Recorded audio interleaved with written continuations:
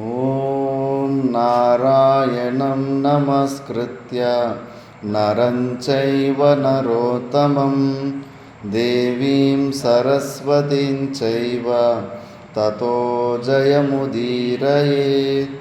ಓಂ ಶಾಂತಿ ಶಾಂತಿ ಶಾಂತಿ. ನಾವು ಆದಿಪರ್ವದ ಮಹಾಭಾರತದ ಆದಿಪರ್ವದಲ್ಲಿ 151 ಅಧ್ಯಾಯಗಳ ಬಗ್ಗೆ ವಿಚಾರ ಮಾಡಿದ್ವಿ. ಈಗ ನೆಕ್ಸ್ಟ್ ಅಧ್ಯಾಯದಲ್ಲಿ ಕಾಡಿನಲ್ಲಿ ವಾರಣಾವತಿಯಿಂದ ಲಕ್ಷಾಗೃಹ ದಹನದಿಂದ ತಪ್ಪಿಸ್ಕೊಂಡು ಹೋಗಿರೋಂಥ ಪಾಂಡವರು ಕುಂತಿ ಸಮೇತ ಕಾಡಲ್ಲಿದ್ದಾಗ ಈಗ ಸ್ಟೋರಿ ಕಂಟಿನ್ಯೂ ಆಗುತ್ತೆ. ಜನ್ಮೇಜಯ ಪಾಂಡವರು ಮಲಗಿದ್ದ ಸ್ಥಳಕ್ಕೆ ಸ್ವಲ್ಪ ದೂರದಲ್ಲಿಯೇ ಒಂದು ದೊಡ್ಡ ಸಾಲವೃಕ್ಷವಿತ್ತು. ಅದರ ಮೇಲೆ ಹಿಡಿಂಬಿನೆಂಬ ರಾಕ್ಷಸನು ವಾಸವಾಗಿದ್ದನು. ಅವನು ನರಭಕ್ಷಕನಾಗಿದ್ದನಲ್ಲದೆ ಮಹಾಪರಾಕ್ರಮಿ ಆಗಿದ್ದನು. ಹಿಡಿಂಬ ಎಂಬ ರಾಕ್ಷಸ ಕೂಡ ತುಂಬ ಬಲವಂತ ರಾಕ್ಷಸ ಆಗಿರ್ತಾನೆ. ಬಹಳ ಕ್ರೂರಿಯಾಗಿಯೂ ಹೆಚ್ಚು ಮೊನಚಾದ ಕೊರೆದಾಡೆಗಳನ್ನು ಹೊಂದಿ ಭಯಂಕರನಾಗಿಯೂ ಜಲಸಹಿತವಾದ ಕಾರ್ಮುಗಿಲಿನಂತೆ ಕಪ್ಪಾಗಿಯೋ ತಾಮ್ರಾಕ್ಷನಾಗಿಯೋ ಇದ್ದನು. ಈಗ ಅಂಥ ನರಭಕ್ಷಕರು ಕೆಲವರು ಸೈಕೋಗ್ಲಿದ್ದಾರಷ್ಟೇ. ಅಮೇರಿಕದಲ್ಲಿ ಇವರು ನರಮಾಂಸನ ತಿನ್ನೋರು ಕೆಲವೊಂದು ಕಾಡುಗಳಲ್ಲಿದ್ದಾರೆ. ಅಮೆಜಾನ್ ಕಾಡುಗಳಲ್ಲಿ ಹೆಚ್ಚು ಇಲ್ಲ. ಮುಂಚೆ ಆಗಿನ ಕಾಲದಲ್ಲಿ ಮಹಾಭಾರತ ಕಾಲದಲ್ಲಿ ನರಭಕ್ಷಕರೇ ಅದೊಂದು ಜಾತಿ ಇರ್ತಾಯಿತ್ತು. ಈಗೆಲ್ಲ ಮಾಡ್ರನ್ ಸೈನ್ಸ್ ಆಗಿಬಿಟ್ಟು ರೂಲ್ಸು ಕಾನೂನಿಂದ ಅದು ನಿಷೇಧ ಆಗಿದೆ. ಈಗಲೂ ಅಮೆಜಾನ್ ಕಾಡಲ್ಲಿ ಕೆಲವೊಂದು ಜಾಗದಲ್ಲಿದೆ ನರಭಕ್ಷಕ ಇದೆ. ಅವರವ್ರನ್ನೇ ಸಾಯಿಸ್ಕೊಂಡು ಯುದ್ಧ ಆಗುತ್ತಲ್ಲ, ಯುದ್ಧ ಆಗಿಬಿಟ್ರೆಗನ ಸಾಯಿಸಿದ ಮೇಲೆ ಅವರನ್ನೆಲ್ಲ ಅಡುಗೆ ಮಾಡ್ಕೊಂಡು ತಿಂದ್ಬಿಡ್ತಾರೆ. ರಿಯಲ್ ವಿಡಿಯೋಸ್ ಇದ್ದಾವೆ ನರಭಕ್ಷ ಅಲ್ಲಿ. ಮತ್ತು ಅವ್ರ ಹತ್ರ ಒಂದು ನಿಯಮ ಇರುತ್ತೆ, ಅವ್ರ ಅಣ್ಣ ತಮ್ಮಂದ್ರನ್ನ ಮತ್ತೆ ಕೊಂದು ತಿನ್ನೋದಿಲ್ಲ, ಶತ್ರುಗಳನ್ನು ಕೊಂದು ತಿಂತಾರೆ. ಮತ್ತು ರಾಕ್ಷಸತ್ವ ಯಾರು ಹೇಳ್ಕೊಟ್ಟಿಲ್ಲ, ಅದು ತಪ್ಪು ಅನ್ನೋದು ಅವ್ರಿಗೆ ಗೊತ್ತಿಲ್ಲ. ಅವ್ರು ಮಾಡೋದು ಕರೆಕ್ಟ್ ಅಂತ ಅವ್ರ ಮನಸ್ಸಿಗೆ ಅನಿಸ್ತಾ ಇದೆ. ಆ ಥರ ನರಭಕ್ಷರು ಇರ್ತಾರೆ. ಅಮೇರಿಕದಲ್ಲಿ ಸೈಕೋಗಳು ಕೆಲವರು ಇರ್ತಾರೆ. ಒಳ್ಳೆ ಫ್ರೆಂಡ್, ಚೆನ್ನಾಗಿ ಓದ್ಕೊಂಡಿರೋರೆ ಫ್ರೆಂಡ್ಸ್ನ ಮನೆಗೆ ಕರೆಸ್ಬಿಟ್ಟು ಮತ್ತು ಕೊಟ್ಬಿಟ್ಟು ಸಾಯಿಸ್ಬಿಡೋದು, ಎಲ್ಲ ಕಟ್ ಮಾಡಿಕೊಂಡು ಫ್ರಿಜ್ಜಲ್ಲಿ ಇಟ್ಕೊಂಡು 15 ದಿವಸ ತಿನ್ನೋದು. ಮತ್ತು ಅದು ಖಾಲಿ ಆದಮೇಲೆ ಇನ್ನೊಬ್ಬ ಫ್ರೆಂಡ್ನ ಕರೆಸ್ಬಿಡೋದು, ಅವನನ್ನು ಹಂಗೆ ಸಾಯಿಸ್ಬಿಡೋದು, ನೀಟಾಗಿ ಕಟ್ ಮಾಡ್ಕೊಂಡು ಮಾಂಸನೆಲ್ಲ ಫ್ರಿಜ್ಜಲ್ಲಿ ಇಟ್ಕೊಳ್ಳೋದು, 15 ದಿವಸ ತಿಂತಾಯಿರೋದು. ಹಂಗೆ ಸುಮಾರು ಒಂದು 10-20 ಜನ ಒಬ್ಬನೇ ತಿಂದುಬಿಟ್ಟಿದ್ದಾನೆ ನರಭಕ್ಷಕ. ಪೂರ್ವಜನ್ಮದ ವಾಸನೆಗಳು ಹಂಗಿರ್ತವೆ. ಈಗ ಅಂಥ ನರಭಕ್ಷರು ತುಂಬ ಕಡಿಮೆ. ನಿಮ್ಗೆ ಇನ್ನೂ ಆಶ್ಚರ್ಯ ಇಡಬೇಕಂದ್ರೆ ಮಿಲಿಟ್ರಿನಲ್ಲಿ ಒಂದು ಟ್ರೈನಿಂಗ್ ಇರುತ್ತೆ. ಶತ್ರುಗಳನ್ನು ಹೆದರಿಸ್ಬೇಕಂದ್ಬಿಟ್ಟು ನಮ್ಮ ಇಂಡಿಯನ್ ಸೈನ್ಯದಲ್ಲಿ ಸೈನಿಕರು ನರಮಾಂಸ ತಿಂದಿದ್ದಾರೆ. ಪಾಕಿಸ್ತಾನ ಸೈನಿಕರನ್ನು ಸಾಯಿಸಿಬಿಟ್ಟು ಅವರನ್ನು ಕೊಂದು ಒಬ್ಬನನ್ನು ಬದುಕಿಸಿ ಮಿಕ್ಕಿದವ್ರನ್ನೆಲ್ಲ ಕಟ್ ಮಾಡಿ ಅಲ್ಲೇ ಅವರನ್ನು ಬೆಂಕಿಯಲ್ಲಿ ಸುಟ್ಟು ಅವರನ್ನು ತಿಂದು ಅವ್ರಿಗೊಂದು ಮೆಸೇಜ್ ಕಳಿಸಿದ್ದಾರೆ ಪಾಕಿಸ್ತಾನ ಸೈನ್ಯಕ್ಕೆ. ಅಬ್ಬೋ, ಭಾರತ ಸೈನಿಕರಂದರೆ ನಮ್ಮನ್ನು ಭಯಂಕರ, ಅತಿ ಘೋರ ಭಯಂಕರವಾದವರು ಅನ್ನೋದು ಆ ಹೆದರಿಕೆ. ಅದಕ್ಕೆ ಇಂಡಿಯನ್ ಸೈನ್ಯ ಅನ್ನೋ ಮುಷ್ಟಿ ಯುದ್ಧದಲ್ಲಿ ಗೆಲ್ಲಬೇಕಂತ ಚೈನಾಗೂ ಹೆದರಿಕೆ, ಪಾಕಿಸ್ತಾನಗೂ ಹೆದರಿಕೆ. ದೂರದಿಂದ ಗಣ್ಣೋ ಇದರಿಂದನೇ ಬರ್ತಾರೆ ಹೊರತು ಮುಷ್ಟಿ ಯುದ್ಧದಲ್ಲಿ ಬರೋ ಸಾಹಸ ಮಾಡೋದಿಲ್ಲ. ಯಾಕಂದರೆ ಅಷ್ಟೊಂದು ಪ್ರದರ್ಶನ ಮಾಡಬೇಕಾಗುತ್ತೆ ಮಿಲ್ಟ್ರಿನಲ್ಲಿ. ಅವೆಲ್ಲ ಮಿಲ್ಟ್ರಿಯಲ್ಲಿ ಅದು ಓಕೆ, ಕ್ಷಾತ್ರ ಧರ್ಮದಲ್ಲಿ ಅವೆಲ್ಲ ಬರುತ್ತೆ. ಕ್ರೂರತ್ವ ಪ್ರದರ್ಶನ ಕೂಡ ಮಾಡಬೇಕಾಗುತ್ತೆ. ಬಟ್ ಆಗಿನ ಕಾಲದಲ್ಲಿ ಇದ್ದರು. ನರದ ಮಾಂಸ ಮಿಕ್ಕಿದ ಮಾಂಸಗಳಿಗಿಂತ ಮನುಷ್ಯನ ಮಾಂಸ ಟೇಸ್ಟಿಯಾಗಿರುತ್ತಂತೆ. ಒಂದು ಸತಿ ಅದಕ್ಕೆ ಹುಳಿ ಸಾಮಾನ್ಯವಾಗಿ ಮನುಷ್ಯರು ತಿನ್ನೋದಿಲ್ಲ. ಒಂದು ಸತಿ ಏನಾದರೂ ಮನುಷ್ಯ ರಕ್ತನ ಟೇಸ್ಟ್ ಮಾಡಿಬಿಟ್ರೆ ಮತ್ತೆ ಬೇರೆ ಜಿಂಕೆ ಪಕ್ಕದಲ್ಲಿ ಹೋದ್ರೂ ಮುಟ್ಟಕ್ಕೆ ಹೋಗಲ್ಲ. ಮನುಷ್ಯರನ್ನ ಹುಡ್ಕೊಂಡು ಮತ್ತೆ ಅದು ಮ್ಯಾನಿಟರ್ ಆಗಿಬಿಡುತ್ತೆ ಅದಕ್ಕೆ. ಯಾಕಂದರೆ ಇದು ಮನುಷ್ಯ ಈಸಿ ಟಾರ್ಗೆಟು. ಜಿಂಕೆ ಸುಮ್ಮನೆ ಓಡುತ್ತೆ, ಕಷ್ಟಪಟ್ಟು ಬೇಟೆ ಆಡಬೇಕು. ಮನುಷ್ಯ ಸೈಲೆಂಟಾಗಿ ಹಿಂದ್ಗಡೆ ಬಂದರೆ ಲಬಕ್ಕಂತ ಇಟ್ಕೊಂಡು ಎತ್ಕೊಂಡು ಹೋಗ್ಬಿಡ್ಬೋದು. ಅಲರ್ಟಾಗಿರೋದಿಲ್ಲ ಮನುಷ್ಯ. ಅದಕ್ಕೆ ಮತ್ತೆ 1 ತಿಂಗಳು ಬಿಟ್ಟರೆ 1 ತಿಂಗಳಲ್ಲಿ ಅದು ಏನಿಲ್ಲ ಅಂದರೆ 10-11 ಜನನ ತಿಂದುಬಿಡುತ್ತೆ. 3 ದಿವಸಕ್ಕೆ ಒಂದು ಶರೀರ, 3 ದಿವಸ ಆಹಾರ ಅದಕ್ಕೆ. ಹಂಗೆ 1 ವರ್ಷ ಬಿಟ್ಟುಬಿಟ್ರೆ 100-150-120 ಜನನ ತಿಂದುಬಿಡುತ್ತೆ ಮ್ಯಾನಿಟರ್. ಅದು ದೊಡ್ಡ ಚರಿತ್ರೆ ಇದೆ ಉತ್ತರಾಖಂಡ್ ಕಾಡಲ್ಲಿ.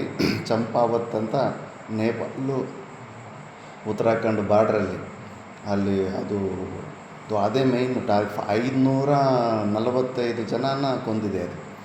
500 ರೆಕಾರ್ಡ್ ಬ್ರೇಕ್ ಅಂತ, ವರ್ಲ್ಡ್ ರೆಕಾರ್ಡ್ ಅಂತ.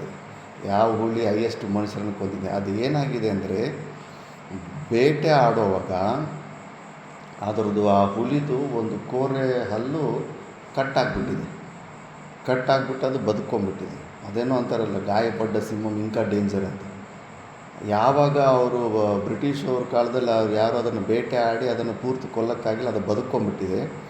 ಆವತ್ತಿಂದ ಮನುಷ್ಯರ ಮೇಲೆ ವಿಪರೀತವಾದ ಒಂದು ಸೇಡು ಇರುತ್ತೆ. ಆ ಸೇಡು ಜೊತೆಗೆ ಈಗ ಅದಕ್ಕೆ ಬೇರೆ ಜಿಂಕೆಗಳನ್ನು ಕೊಲ್ಲೋದಕ್ಕೆ ಒಂದು ಹಲ್ಲು ಇಲ್ಲ, ಅದಕ್ಕೆ ಒಂದು ಸೈಡ್ ಹಲ್ಲೇ ಇರುತ್ತೆ ಅದಕ್ಕೆ. ಆದ್ದರಿಂದ ಅದು ವೀಕೆಸ್ಟ್ ಟಾರ್ಗೆಟ್ಸನ್ನೇ ಸೆಟ್ ಮಾಡಿಕೊಡುತ್ತೆ ಅದು. ಮನುಷ್ಯರು ಅಲ್ಲಲ್ಲಿ ಉತ್ತರಾಖಂಡು ನೇಪಾಳದಲ್ಲಿ ಇರೋರು ಹೆಂಗೋ ಅಂತ ನೆಗ್ಲೆಕ್ಟ್ ಮಾಡ್ತಾರೆ, ಅಷ್ಟು ಅಲರ್ಟಾಗಿರೋದಿಲ್ಲ. ಟಕ್ ಅಂತ ಮನುಷ್ಯರು ಈಸಿ ಟಾರ್ಗೆಟ್ ಅಂದ್ಬಿಟ್ಟಿದ್ದೂ ಎಲ್ಲ ಸಾಯಿಸ್ಕೊತ ಬರ್ತಾ ಇರುತ್ತೆ. ಹುಲಿಗೆ ಭಯಂಕರ ಬುದ್ಧಿ, ಮತ್ತು ಅದು ಎಷ್ಟು ಈಸಿಯಾಗಿ ಸಿಗೋದಿಲ್ಲ ಯಾರಿಗೇ ಆಗಲಿ. ಅದನ್ನು ಕೊಲ್ಲೋದಕ್ಕೆ ಮತ್ತು ಅವನು ಜಿಮ್ ಕಾರ್ಬೆಟ್ ಅಂತ ಅವನು ಕರಿಬೇಕಾಗುತ್ತೆ. ಅವನ ಹೆಸರಲ್ಲೇ ಅಲ್ಲಿ ನ್ಯಾಷನಲ್ ಪಾರ್ಕ್ ಮಾಡಿದ್ದಾರೆ, ಜಿಮ್ ಕಾರ್ಬೆಟ್ ನ್ಯಾಷನಲ್ ಪಾರ್ಕ್ ಅಂತ ರಿಷಿಕೇಶ್ನಲ್ಲಿ. ಅವನು ಬಂದು ಟಾರ್ಗೆಟ್ ಹಾಕಿ ಅದನ್ನು ಮಾಡಿ 2-3 ಸತಿ ಫೇಲಾಗಿ ಒಂದು ಸತಿ ಅದನ್ನು ಕೊಂದುಬಿಡ್ತಾನೆ. ಅಂದರೆ ಒಂದು ಸತಿ ಮನುಷ್ಯನ 1-2 ಮನುಷ್ಯನ ಹುಲಿ ತಿಂದಿದೆ ಅಂತ ಗೊತ್ತಾಗ್ಬಿಟ್ರೆ ಅದಕ್ಕೆ ಶೂಟ್ ಆ್ಯಂಡ್ ಸೈಟ್ ಆರ್ಡರ್ ಬಂದ್ಬಿಡುತ್ತೆ, ಎನ್ಕೌಂಟ್ರ್ ಮಾಡಿಬಿಡ್ತಾರೆ ಆ ಹುಲಿಯನ್ನು. ಯಾಕಂದರೆ ಅದನ್ನು ಬಿಟ್ಬಿಟ್ರೆ ಮತ್ತೆ 100% ಅದು ಮನುಷ್ಯರನ್ನೇ ಮುಗಿಸ್ಬಿಡುತ್ತೆ. ಆತ ನರಭಕ್ಷಕರು ಮುಂಚೆ ಇದ್ದರು, ಈಗ ಇವನು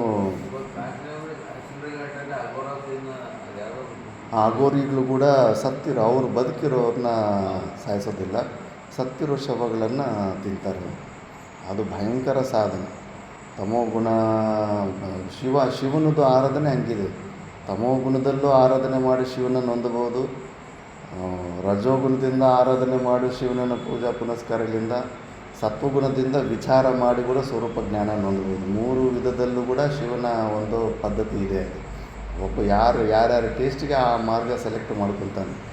ಆದ್ದರಿಂದ ಈ ಹಿಡಂಬನ್ನವನು ಕೂಡ ಅಂಥ ನರಭಕ್ಷಕ ಆಗಿರ್ತಾನೆ. ಬಹಳ ಕ್ರೂರಿಯಾಗಿಯೂ ಹೆಚ್ಚು ಮೊನಚಾದ ಕೋರೆ ದಾಡೆಗಳನ್ನು ಹೊಂದಿ ಭಯಂಕರನಾಗಿಯೂ ಜಲಸಹಿತವಾದ ಕಾರ್ಮುಗಿಲಿನಂತೆ ಕಪ್ಪಾಗಿಯೂ ತಾಮ್ರಾಕ್ಷನಾಗಿ ಇದ್ದನು. ಆ ಸಮಯದಲ್ಲಿ ಅವನು ಹಸಿವೆಯಿಂದ ಕಂಗೆಟ್ಟಿ ಮಾನವ ಮಾಂಸಕ್ಕೆ ಹಾತೊರೆಯುತ್ತಿದ್ದನು. ಮುಂದಕ್ಕೆ ನೇತು ಬಿದ್ದಂತಿದ್ದ ಉದ್ದವಾದ ಕಿಬ್ಬೊಟ್ಟೆಯಿಂದ ಕೂಡಿದ್ದನ್ನಲ್ಲದೆ ಅವನ ಹೊಟ್ಟೆಯು ಬಹಳ ನೀಳವಾಗಿತ್ತು. ಅವನ ತಲೆ, ಮೀಸೆ ಮತ್ತು ಗಡ್ಡದ ಕೂದಲುಗಳು ರಕ್ತದಂತೆ ಕೆಂಪಾಗಿದ್ದವು. ಅವನು ಕತ್ತು ಮತ್ತು ಹೆಗಲುಗಳು ಮಹಾವೃಕ್ಷದಂತೆ ವಿಶಾಲವಾಗಿಯೂ ಕಠಿಣವಾಗಿಯೂ ಇದ್ದವು. ಅವನ ಕಿವಿಗಳು ಶಂಕುವಿನಂತಿದ್ದು ಭಯಂಕರವಾದ ಆಕೃತಿಯನ್ನು ಹೊಂದಿದ್ದವು. ಕರಾಲರೂಪಿಯಾದ ವಿರೂಪಾಕ್ಷನಾದ ಮತ್ತು ಪಿಂಗಾಕ್ಷನಾದ ಹಿಡಿಂಬನು ತಾನು ಕುಳಿತಿದ್ದ ಜಾಗದಿಂದಲೇ ಸುತ್ತಲೂ ಒಮ್ಮೆ ವೀಕ್ಷಿಸಿದನು. ಮರದ ಕೆಳಗೆ ಮಲಗಿದ್ದ ಪಾಂಡವರು ಅವನ ದೃಷ್ಟಿಗೆ ಗೋಚರರಾದರು. ತಲೆಯ ಮೇಲೆ ವಕ್ರವಾಗಿ ನಿಮಿರಿ ನಿಂತಿದ್ದ ಒರಟಾಗಿದ್ದ ಕೂದಲುಗಳನ್ನು ಬೆರಳುಗಳಿಂದ ಕೆರೆದುಕೊಳ್ಳುತ್ತಾ ಮಹಾವಕ್ರನಾದ ಹಿಡಿಂಬನು ಸುರಂಗದಂತಿದ್ದ ಕೆಟ್ಟ ವಾಸನೆಯಿಂದ ಕೂಡಿದ್ದ ಬಾಯನ್ನು ಕ್ಷಣಕ್ಕೂ ಹಿಗ್ಗಿಸಿ ಆಕಳಿಸುತ್ತಾ ಪಾಂಡುನಂದರನ್ನು ಪುನಃ ವೀಕ್ಷಿಸತೊಡಗಿದನು. ಸ್ಥೂಲ ಶರೀರನಾದ ಮಹಾಬಲಶಾಲಿಯಾದ ಕಪ್ಪಾದ ಮೋಡದ ಕಾಂತಿಯನ್ನು ಹೊಂದಿದ್ದ ಕೋರೆ ದಾಡೆಗಳಿಂದ ಕೂಡಿದ್ದ ಹಿಡಿಂಬನಿಗೆ ಮನುಷ್ಯನ ಮಾಂಸವೆಂದರೆ ಮಹಾಪ್ರೀತಿ. ಮನುಷ್ಯನ ವಾಸನೆಯನ್ನು ಕ್ಷಣಕ್ಕೂ ಆಘ್ರಾಣಿಸುತ್ತಾ ತನ್ನ ಪಕ್ಕದಲ್ಲಿದ್ದ ತಂಗಿಯನ್ನು ಸಂಬೋಧಿಸಿ ಹೇಳಿದನು, ಪ್ರಿಯ ಸೋದರಿ, ಬಹಳ ದಿನಗಳ ನಂತರ ನಮಗೆ ಹೆಚ್ಚು ಪ್ರಿಯವಾದ ಆಹಾರವು ಸಿಕ್ಕಿದೆ. ಈ ಸುಮಧುರವಾದ ಆಹಾರವನ್ನು ನೆನೆದಂತೆಲ್ಲ ನನ್ನ ನಾಲಿಗೆಯಿಂದ ಜೊಲ್ಲು ಸುರಿಯಲು ಪ್ರಾರಂಭವಾಗುತ್ತದೆ. ಚೂಪಾಗಿರುವ ನನ್ನ 8 ಕೋರೆ ಹಳ್ಳುಗಳು ಯಾವ ವಸ್ತುವನ್ನೇ ಕೊಟ್ಟರೂ ಅಡೆತಡೆಯಿಲ್ಲದೆ ಹರಿದು ಕಿತ್ತು ಬಿಡುತ್ತವೆ. ಈ ಹಲ್ಲುಗಳನ್ನು ಇಂದು ನಾನು ಇವರ ಶರೀರಗಳಲ್ಲಿರುವ ರುಚಿಯಾದ ಮಾಂಸಗಳಲ್ಲಿ ಮುಳುಗಿಸಿಬಿಡುತ್ತೇನೆ.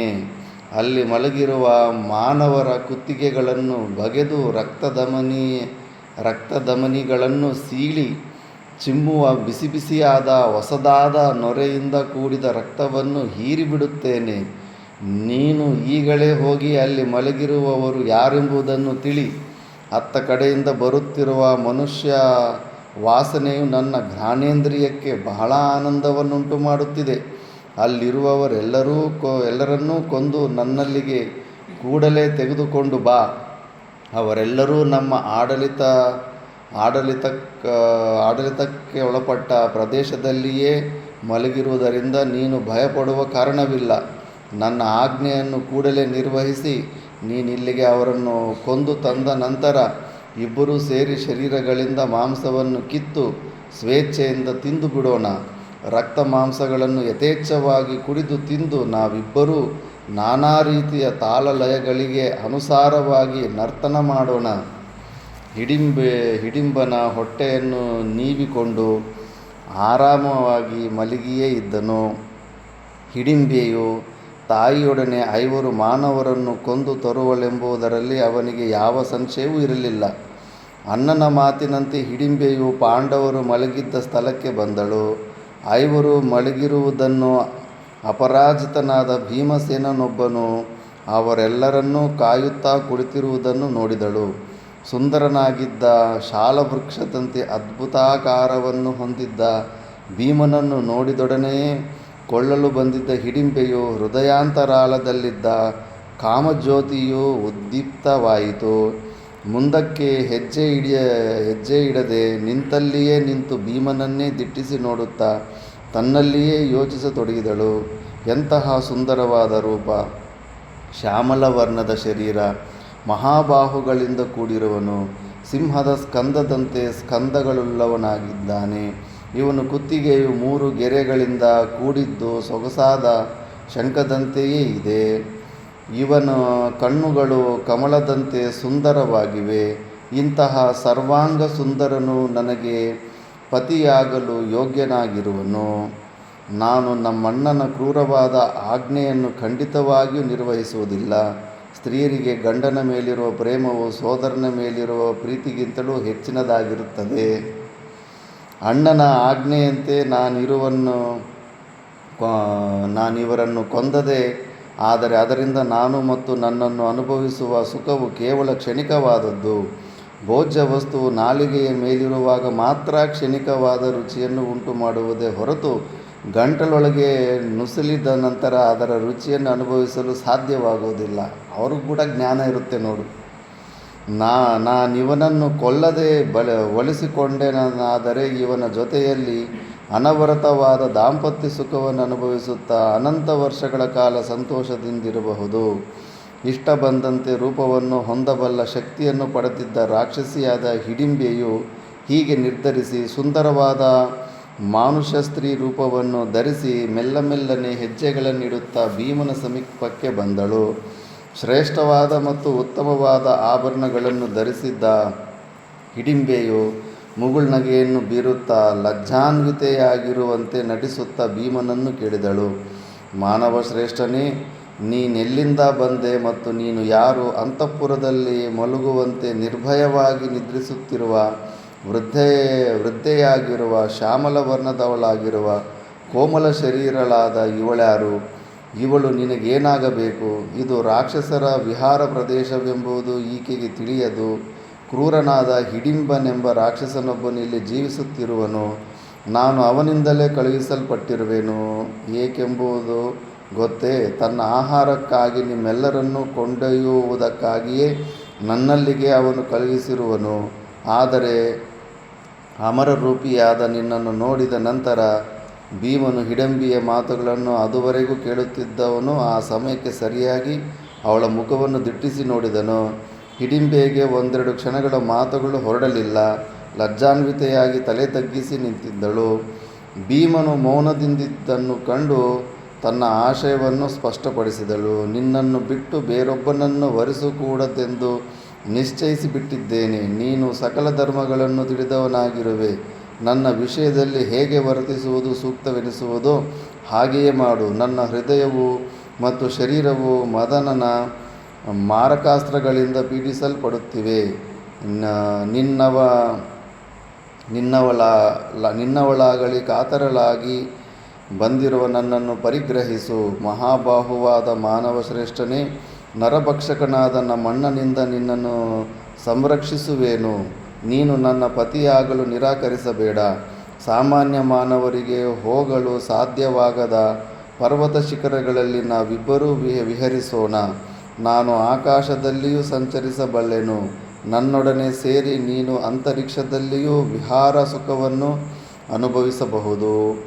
ಭೀಮನು ಹಿಡಿಂಬಿಯ ಕಾಮಾತುರತೆಯ ಮಾತುಗಳನ್ನು ಕೇಳಿಯೂ ಕೇಳದವನಂತೆ ನಿರ್ಲಕ್ಷಿಸಿ ಸಮಯೋಚಿತವಾದ ಮಾತುಗಳನ್ನಾಡಿದನು. ರಾಕ್ಷಸ ವರಾಂಗನೆಯೇ, ರಕ್ಷಿಸುವ ಸಾಮರ್ಥ್ಯವಿರುವಾಗಲೂ ಮಲಗಿರುವ ತಾಯಿಯನ್ನು, ಅಗ್ರಜನನ್ನು, ಅನುಜರನ್ನು ಪರಿತ್ಯಜಿಸಿ ಹೊರಟು ಹೋಗಲು ಯಾರಿಗೆ ತಾನೇ ಸಾಧ್ಯವಾಗುವುದು? ನನ್ನಂಥವರು ಕೇವಲ ಕಾಮೇಚ್ಛೆಯ ಪೂರ್ಣತೆಗಾಗಿ ಮಲಗಿರುವ ತಾಯಿ ತಮ್ಮಂದಿರನ್ನು, ಧರ್ಮಾತ್ಮನಾದ ಅಣ್ಣನನ್ನು ರಾಕ್ಷಸನಿಗೆ ಬಲಿಗೊಟ್ಟು ಹೋಗಿಬಿಡುವರೆಂದು ಭಾವಿಸಿರುವೆಯಾ? ಹಾಗೆ ಮಾಡಲು ನನಗಂತೂ ಸರ್ವಥಾ ಸಾಧ್ಯವಿಲ್ಲ. ನರೋತ್ತಮ, ಇವರನ್ನು ನಮ್ಮಣ್ಣನಿಗೆ ಬಲಿಗೊಡಬೇಕಾಗಿಲ್ಲ. ನಿನಗೆ ಪ್ರಿಯವಾದ ಕಾರ್ಯವನ್ನೇ ಮಾಡುತ್ತೇನೆ. ಇವರನ್ನು ಈಗಲೇ ಎಬ್ಬಿಸು. ನಿನಗೆ ಹಿತವಾಗುವ ರೀತಿಯಲ್ಲಿ ಇವರೆಲ್ಲರನ್ನೂ ಬೇರೆಡೆಗೆ ಕರೆದೊಯ್ದು ನಿಮ್ಮೆಲ್ಲರನ್ನೂ ರಕ್ಷಿಸುವೆನು. ಭೀಮನೊಮ್ಮೆ ಗಟ್ಟಿಯಾಗಿ ನಕ್ಕು ಉತ್ತರಿಸಿದನು, ನಿಮ್ಮಣ್ಣನಿಗೆ ಭಯಪಟ್ಟು ಓಡಿ ಹೋಗಬೇಕೇ? ಅವನಿಗೆ ಭಯಪಟ್ಟು ಸುಖದಿಂದ ನಿದ್ರಿಸುತ್ತಿರುವ ನನ್ನ ತಾಯಿಯನ್ನು, ಭ್ರಾತೃಗಳನ್ನು ಖಂಡಿತವಾಗಿಯೂ ಎಚ್ಚರಿಸುವುದಿಲ್ಲ. ಅವನು ಭಯಪಡ್ತಾನೆ ಭೀಮ. ಅಜೇಯನಾದ ನನ್ನ ಬಾಹುಬಲ ಪರಾಕ್ರಮಗಳಿಗೆ ಎದುರಾಗಿ ರಾಕ್ಷಸರು ಖಂಡಿತವಾಗಿಯೂ ನಿಲ್ಲಲಾರರು. ರಾಕ್ಷಸರು ಮಾತ್ರವಲ್ಲ, ಮಾನವ, ಯಕ್ಷ, ಗಂಧರ್ವ, ಕಿನ್ನರ, ಕಿಂಪುರುಷರೂ ನನ್ನ ಎದುರಾಗಿ ನಿಂತು ಸೆಣಸಲಾರರು. ನೀನಿಲ್ಲಿ ಇರುವುದಾದರೆ ಇರಬಹುದು, ಹೋಗುವುದಾದರೆ ಹೋಗಬಹುದು. ನನ್ನ ಅಡ್ಡಿ ಆತಂಕಗಳೇನೂ ಇಲ್ಲ. ಅಥವಾ ನರಭಕ್ಷಕನಾದ ನಿಮ್ಮಣ್ಣನೇ ಬೇಕಾದರೂ ಕಳುಹಿಸಿ ನನ್ನ ಅಭ್ಯಂತರವೇನೂ ಇಲ್ಲ. ಭೀಮನಿಗೆ ಭಯಂಕರ ಈಗೋ ಇರುತ್ತೆ ಆತನಿಗೆ. ಲಾಸ್ಟಲ್ಲಿ ಮಹಾಭಾರತ ಯುದ್ಧದಲ್ಲಿ ಕರ್ಣ ನಾರಾಯಣಾಸ್ತ್ರನ ಪ್ರಯೋಗ ಮಾಡಿಬಿಡ್ತಾನೆ. ನಾರಾಯಣಾಸ್ತ್ರ ಪ್ರಯೋಗ ಮಾಡಿಬಿಟ್ರೆ ಏನು ಅದಕ್ಕೆ ವಿರುಗುಡು ಅಂದರೆ, ನಮಸ್ಕಾರ ಮಾಡಿಬಿಟ್ಟು ಸಾಷ್ಟಾಂಗ ಪ್ರಾಣ ಮಾಡ್ಕೊಂಬಿಟ್ಟು ಭೂಮಿಯಲ್ಲಿ ಸಾಷ್ಟಾಂಗ ಮಲ್ಕೊಂಬಿಡ್ಬೇಕು. ನಮಸ್ಕಾರ ಮಾಡಿದ್ರೆ ಯಾರಾದರೂ ನಿಂತ್ಕೊಂಡಿದ್ರೆ ಅವನ ಮುಗಿ ಕತ್ತರಿಸ್ಕೊಂಡು ಹೋಗ್ಬಿಡ್ತಾ ಇರುತ್ತೆ. ಕೃಷ್ಣ ಎಲ್ಲರೂ ಪಕ್ಕದಲ್ಲಿರ್ತಾರೆ, ಎಲ್ಲರೂ ನಮಸ್ಕಾರ ಮಾಡಿಕೊಂಡು ಸಾಷ್ಟಾಂಗ ಪ್ರಣಾಮ ಮಾಡಿಬಿಡಿ ಅಂತ ಹೇಳ್ತಾನೆ. ಎಲ್ಲರೂ ಮಲ್ಕೊಂಡ್ಬಿಡ್ತಾರೆ. ಭೀಮ ಬಗ್ಗೋದಿಲ್ಲ. ಅವ್ನು ಬಾಣ ಬಿಟ್ಟರೆ ನಾನು ತಲೆ ಬಗ್ಸ್ಬೇಕಾದ್ಬಿಟ್ಟು ಒಂದೇ ಸತಿ ಅರ್ಜುನ ಕೃಷ್ಣ ಇಬ್ಬರು ಓಡೋಗಿ ತಳ್ಳಿ ಫೋರ್ಸಾಗಿ ತಬ್ಬಿ ಕೆಳಗಡೆ ಬೀಳಿಸ್ಬಿಡ್ತಾರೆ ಭೀಮನ. ಇಲ್ಲಾಂದರೆ ಅವತ್ತು ಭೀಮ ಹೊಟ್ಟೋಗ್ಬಿಡ್ತಾ ಇದ್ದ. ಅಷ್ಟು ಸಮಸ್ಯೆ ಇರುತ್ತೆ ಅವ್ನಿಗೆ. ಈಗ ಇಡಂಬಿ ನಮ್ಮ ಅಣ್ಣ ಬರ್ತಾನೆ, ನೀನು ಓಡೋಗಂದರೆ ಓಡೋಗ್ತಾನೆ ಅವನು. ವೈಶಂಪಾಯನರು ಹೇಳ್ತಾರೆ, ಪಾರೀಕ್ಷಿತ, ಅತ್ತಲಾಗಿ ರಾಕ್ಷಸೇಶ್ವರನಾದ ಹಿಡಿಂಬನ ತಂಗಿಯು ತಾನು ಹೇಳಿದ ಕಾರ್ಯವನ್ನು ಪೂರೈಸಿಕೊಂಡು ಬರುವಳೆಂದು ಬಹಳ ಹೊತ್ತಿನವರೆಗೂ ಕಾದನು.